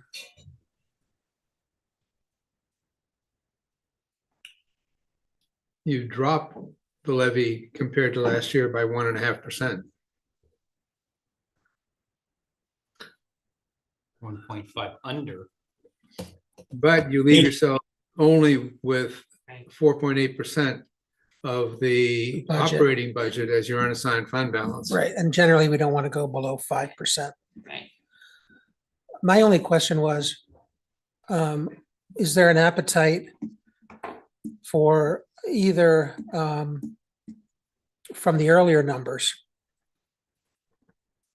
taking either an extra 100,000 from the unassigned fund or the sales tax to fund a police officer? No. Okay. I mean, I would like to see this budget. That seemed to be the closest call, I think, of the evening.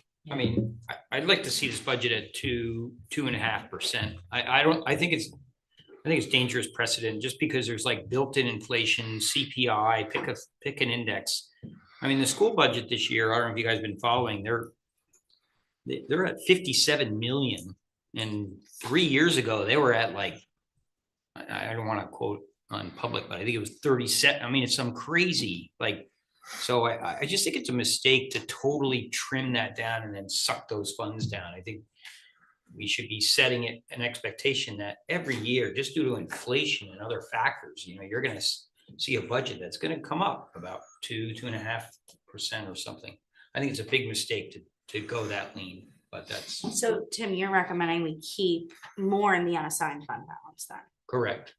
I think we should be putting this budget at around 2% impact and what we need for tax purposes and run it. But that's, you know, you guys want to keep it in a very. I don't think that sometimes, you know, just because we've done it one way every time that things are gonna remain the same. I mean, we, none of us know the future. Yeah. But I do think at this point in time, because of, as I spoke with you earlier, we have two things that are concerning our community, and that's, you know, the reassessment and education. We all see that coming down the pike. Maybe we. But, just stick- and that's why I, you know, I feel there's a real concern here that people, it's very recent and very painful. So I don't know. I think we've done a pretty amazing job of getting it low. I don't want to leave us without some backup, you know, a little extra, but I do think we need to. So you're suggesting accounting wise, though, that we really should protect that unassigned to around 5% or 7%? That's best practice. Right. We hear 5 to 10% is about the right number. So 7 seems like a good target to me. If we kept it at 7%, what would the offset be? If you wanted to keep the unassigned fund balance at 7% of the budget, how much are we losing in its contribution?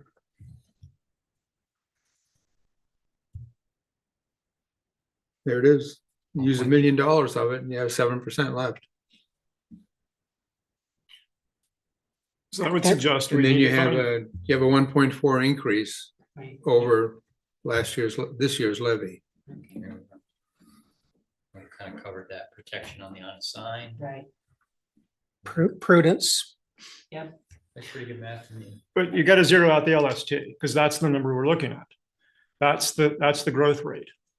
And that puts us in a position where we have to basically find another $400,000 or so in the budget to reduce. For next year, you mean? No, for Or this future year, years. to get down to, so at 1.4, using 1.4 million from the unassigned fund balance, that left only 4.8%. And that put the budget at 4.9% without the LST. 4.9%, I could live with that. But you just pulled 400,000 out of it. You just, right? So the way I look at it is now we gotta go back. If we want a 7% unassigned fund balance, we gotta find $400,000 worth of cuts in the budget.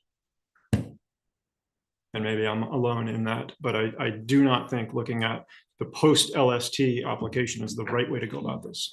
It's gonna catch up very quickly. In 7 years, we'll be looking for another revenue stream or less.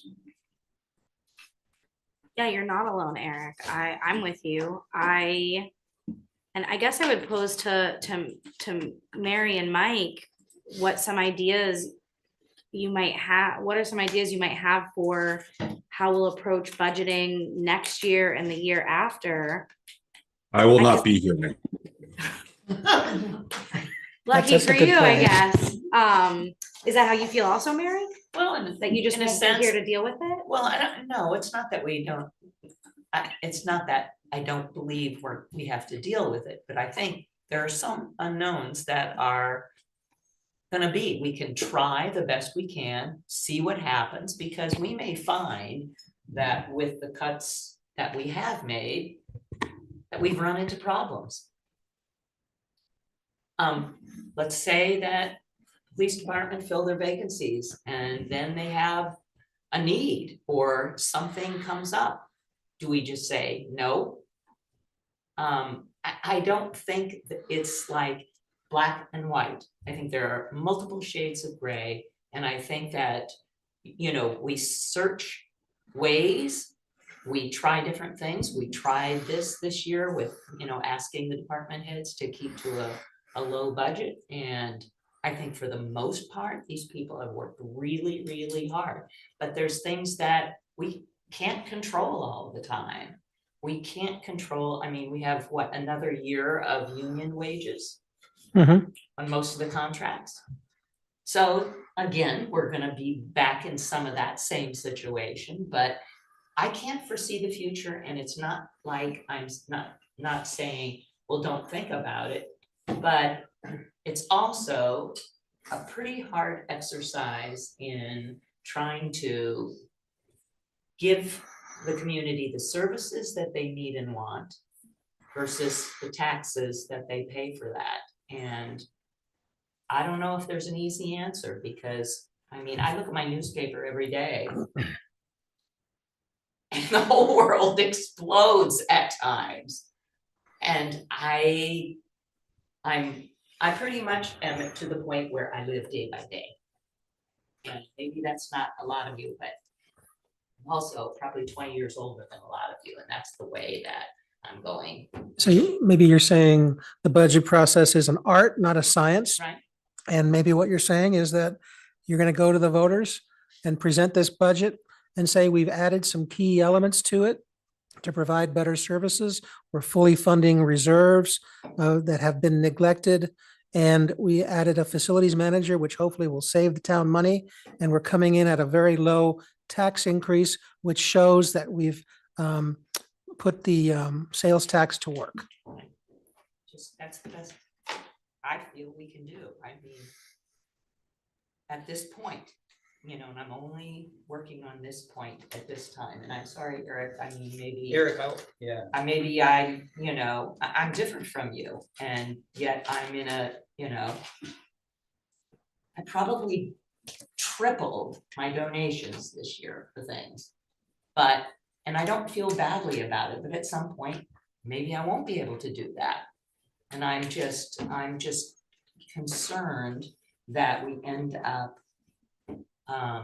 really hurting our services and our staff at times. And I think that they're a very special part of this community. And so that's just my concern. And, you know, maybe I'm the odd man out, and that's okay. I think it's good that you have a different perspective. I think that the wisdom of the group is what will prevail. And I think that's important in this process. I'm not taking any of this lightly. I would like to say yes to everything, really, or pretty much everything.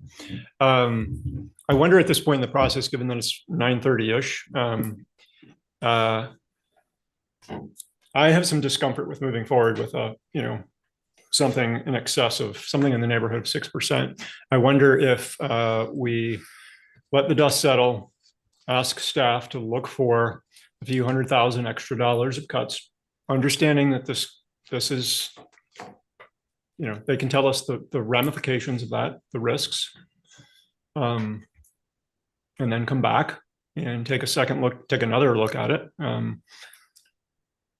But I understand if I'm in the minority, I'm not going to stand in the way of, like, if we think this is good, you know, narrow in on unassigned fund balance, narrow in on the 1 million or 1.1 million for the LST. I don't want to impede progress if everyone else thinks this is good. Madam Chair.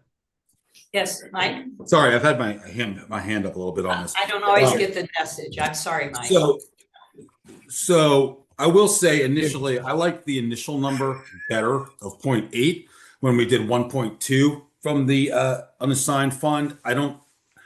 I think we can keep it at closer to 5 than 7. I don't think it's ever been an issue, except maybe that 1 year after the Great Recession. But I think it's important if we can get it down to 0.8, you know? I mean, affordability is not a hoax. Inflation's still out there. We got the school budget looming. The revaluation was frankly psychologically traumatizing to homeowners in the town, you know? So I think it would be great if we could go as low as we can, still maintain a unassigned fund budget around 5.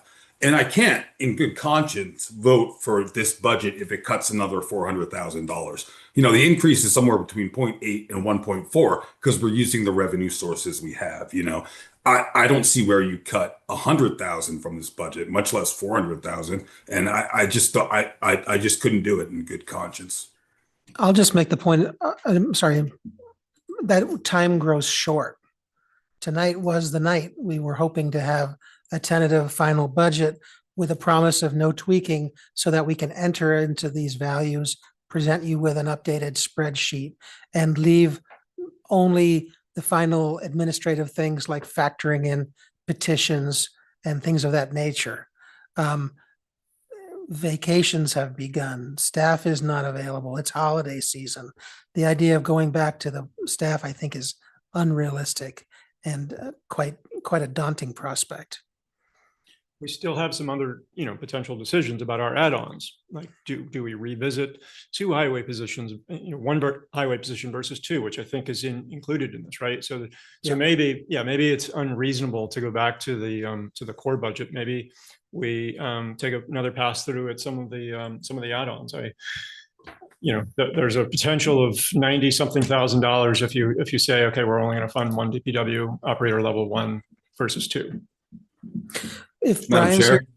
Yes, Mike? Yeah, just look, I know it wasn't technically a vote with a motion, but I mean, I voted for what I was willing to support, and I'm not going to change that. If in the future we need to make a motion so it's binding on every one of those votes, then I think we should do it. Otherwise, I don't know what this exercise was about. Thank you. I wonder if Brian is on the line to articulate the difference to him between 1 and 2 positions. I think it has to do with, he had given me some kind of mathematical approach to how many people are on each crew that goes out separately. But I don't know if Brian's still with us. Yeah, I'm still here, John. Go ahead, Brian. I just caught the tail end of the question. The question, Brian, is how would DPW deal with 1 new position rather than 2? Is 2 the number and 1 is not nearly as effective as half of 2? Well, I mean, 1's better than none. I mean, the concept was that, with the operator 2, we could run 2 crews, and having that extra body on each crew would just make it more efficient. So it would be, we would lose some efficiency of what we could get done by cutting that 1 position. But can I ask this? If you take that 1 position out, are you still taking $100,000 out from paving, or would that go back? Great question. Good question. Yes, Tim, you had a question. Did you want to speak, Miranda? No. Okay, I like what Mike was saying. I think we should run this unassigned down to 5%. Run that through, get that number down. And then, as Eric says, there are a couple other, things that we could kind of consider at the next meeting, but I think we need to kind of hone down and just go with what we got and move forward. So I think that's a good strategy to put that down at 5%, run the numbers and, And make a decision. Did you catch that, Steve? Can you do that? I just did. Oh, very good. I'm sorry. I'm slow. It's getting late. What's the result there? Negative 1.5. Wait, so what is the unassigned? And that's using all the LSC money. You had the unassigned at 1.4, is it? Yes. And that leave us with Leaving a balance of 5%. only 1.2. No. The idea was to reduce to 5% the unassigned fund. Retain. That's right there. Okay. Yeah, that's what I did. So- 5.2%. Okay. There aren't many towns in Vermont that have that red number that we're looking at right now. I guarantee you that. That would be quite a headline. Ashley, let's see it. I'm not in favor of running the unassigned funds down below 7% because, like you pointed out, Mike, the last time it was an issue was after the last recession. And I feel like if I were doing good planning, I would be planning for the worst case scenario, which is a recession. I mean, I wouldn't say we're in great economic times right now. There's so many, we're not in good economic times. And so I now more than ever would like to have that balance funded. I agree with that. I'd prefer the unassigned fund balance to be at 7%. I know it looks nice to have the red number there, but yeah, should we do a vote? Sure. So it would be between 1.4 or 1.2? Does 1.2 leave 7%? No. No, I think it was $1 million. It was $1 million. Okay. What are you thinking, Ida? No, Yeah, I would be in favor of 1.2 from unassigned fund. $1 million leaves a 7% balance. 1,200,000 leaves a 6% balance, I could split the difference. and 1,400,000 leaves 5%. And where are we left, if I could, where are we left if we apply the 1.2 unassigned fund and 1.1 sales tax? Of the LST, 1.1? Yes, yeah.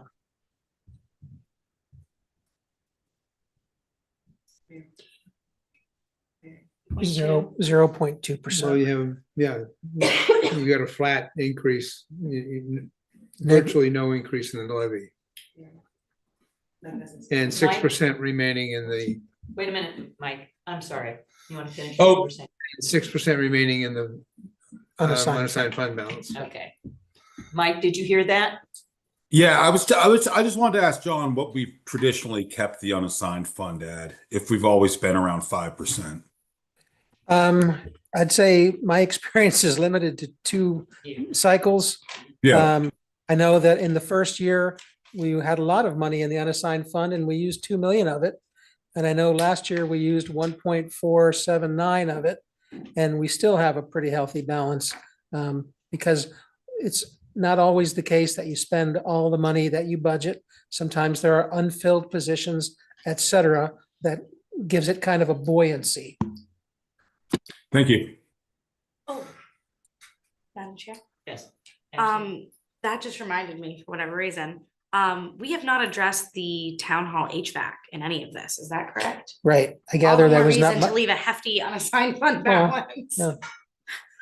I was advocating for it in lot, but yeah, it could Yeah. come for any number of But I sources. think with it was $1 million, right? Was that? I wouldn't count on any of these numbers because we haven't heard from an expert.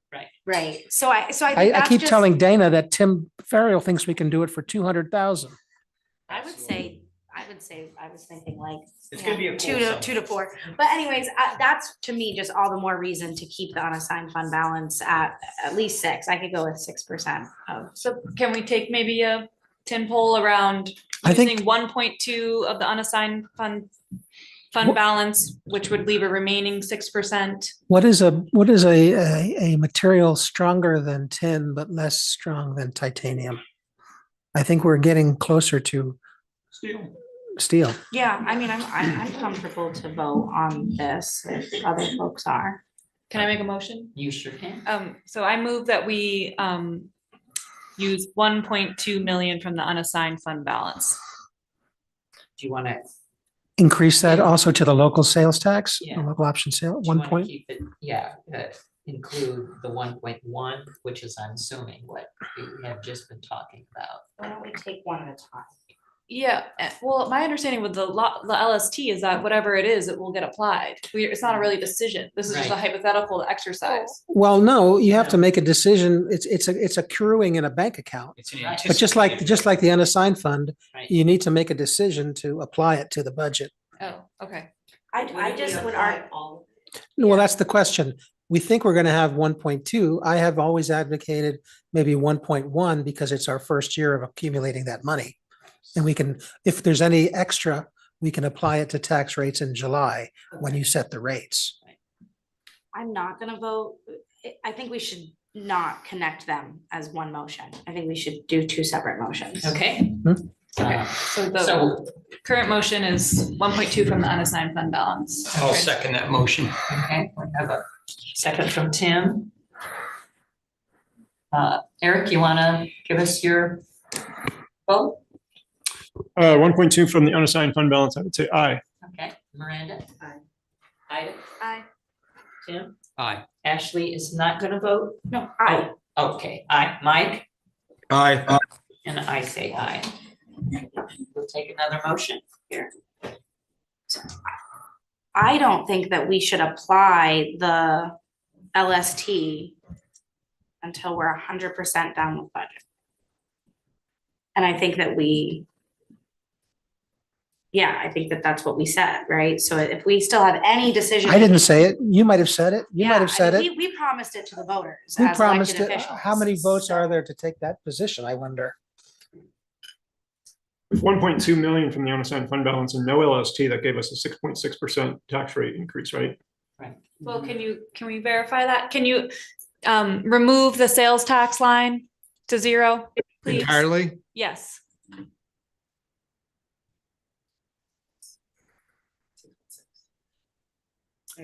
You get a 6.6% Okay, increase in the levy. right. And Mike? I'm just a point of order by the terms of the vote that was passed. I mean, we don't choose how much of the lot or the LST goes towards paying down tax rates. It just goes automatically, right? Yes. It's the article said sales tax proceeds to be used for property tax relief. Right. And I've always assumed that meant to factor it in to the budget so that we don't overtax people because we have this resource that they have paid into all year. That's what my assumption was. Tim? I'd like to make a motion that we utilize the local option sales tax at an anticipated amount of 1.1 million to offset our taxes for the next fiscal year. Is there a second? Second. Okay, second by Mike. One Eric, point- that was discussion? 1.1. Oh, sure. So does this mean that we are done with the budgeting process? It's a tentative approval. Last year, I looked up last year's minutes, and it said, after discussing the options going forward with the budget, the select board came to an agreement by consensus. The final budget vote will be on January 21st. But it's always been Gail's approach to kind of lock you folks in so you don't wiggle, waggle, and slip out of a decision that you make tentatively tonight. There's an understanding, of course, that there will be tweaks due to the fact that we haven't seen all the petitions that have come through, for example. So as an example, we could. It's arguably- actually doing you a favor so that we don't have to revisit another long night. We could arguably vote on the revenue and hold the amount to be raised by taxes until we just do those little tweaks, Yeah, right? I mean, we could anticipate that it's going to be that number. yeah, all we are It's dealing not with. going to move around by much. All we're dealing with in the amount to be raised by taxes is a default calculation that Munismart makes for us. Because we just plug in all the numbers and we know we plug in these two revenue sources and they tell us how much we have to raise by taxes. Just to balance the books. I have a motion on the floor. Did nobody Yeah, second? I We do asked- have a motion. well, I- Nobody second. I was just getting ready to. We did have a Mike second. Yeah. Oh, you did? Mike seconded, Mike- and Mike- we were in discussion, and I asked that question because I'm just not comfortable applying those funds until we're done. Like, I guess it's gonna determine the number that we're gonna continue to look at from this point forward, and do we want that number to be 6% or to be 0.2%? Because they're really different numbers. So if nobody has any appetite to cut anything else from this budget, then You're talking about two different numbers. You're talking about 6.2, which is the amount of increase in spending, Yep. as opposed to the impact on people's taxes. No, I'm not confusing the two. Okay, Wait, The- or are you saying the 0.2 is, the 0.2 is going to be the increase in people's taxes. so that, But we're going to be spending, a total of 6.2% more than we did last year, Well, 13 point. or whatever. I'm right? sorry, there's two separate numbers though. There's the increase in expenses year over year. But what I think a lot of people look to is what are their tax bills going to be? And what's the impact? And the impact of all the work you have tentatively done is to reduce an expectation of a tax increase down to 0.2%. But it was a 6% increase what was the number 6.6 without the LST. compared to the 0.2? But right? why It's are the we same talking metric. about not considering LST? We have to use it. Absolutely, we have to use it.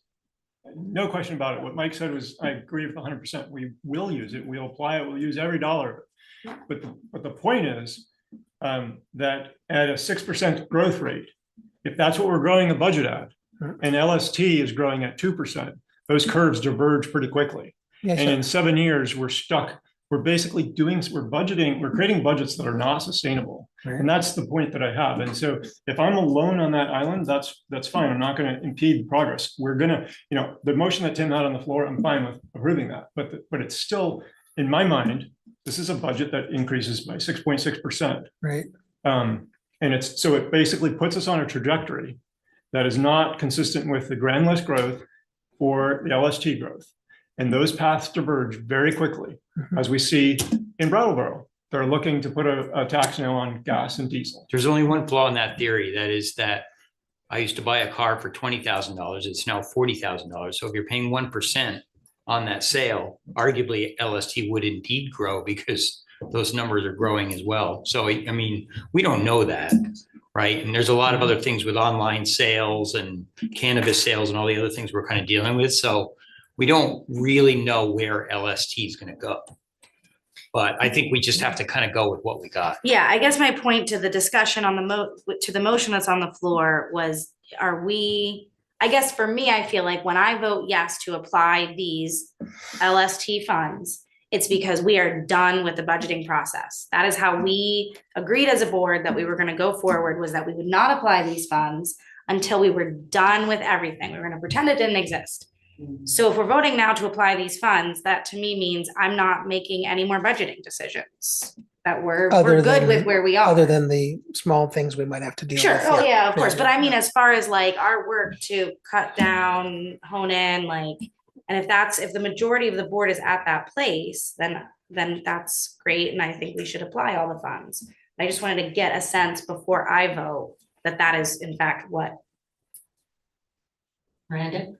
John, what's our deadline? Well, the deadline is January 20th, but practice, and I think it's a good practice, has been before the holidays. Let's lock in at least a tentative budget in steel, if not titanium, knowing that we might have to make some small tweaks based on petitions, but to bring this process to a close. I think everybody can take great pride in all that's been accomplished.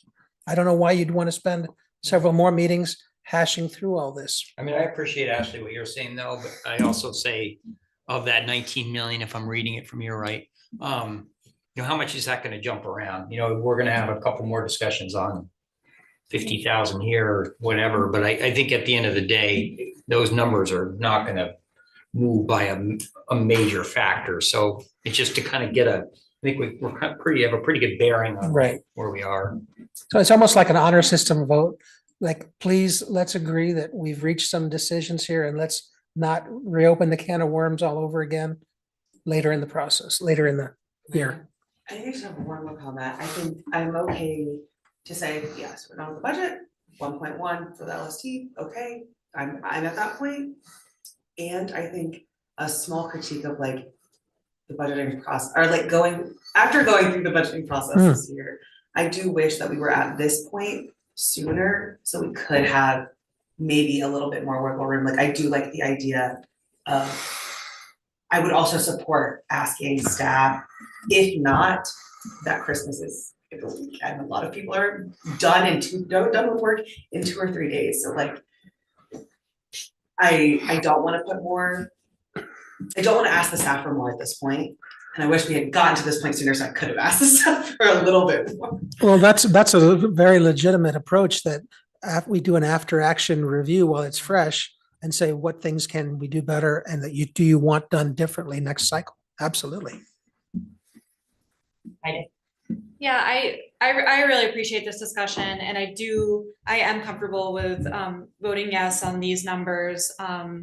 And I do feel good about the process with a lot of caveats, and I really appreciate what Eric is bringing to the table. I think we have, for board members who's, it's the first time going through this, and I really see this as like a deep learning process, and I appreciate all the learning that you all have helped me do, and that I've like been in process with learning alongside you. And I'm hopeful that we can bring all this knowledge and into a more, even more rigorous approach to next year's budget cycle. I will agree that. I will agree, for example. I will agree.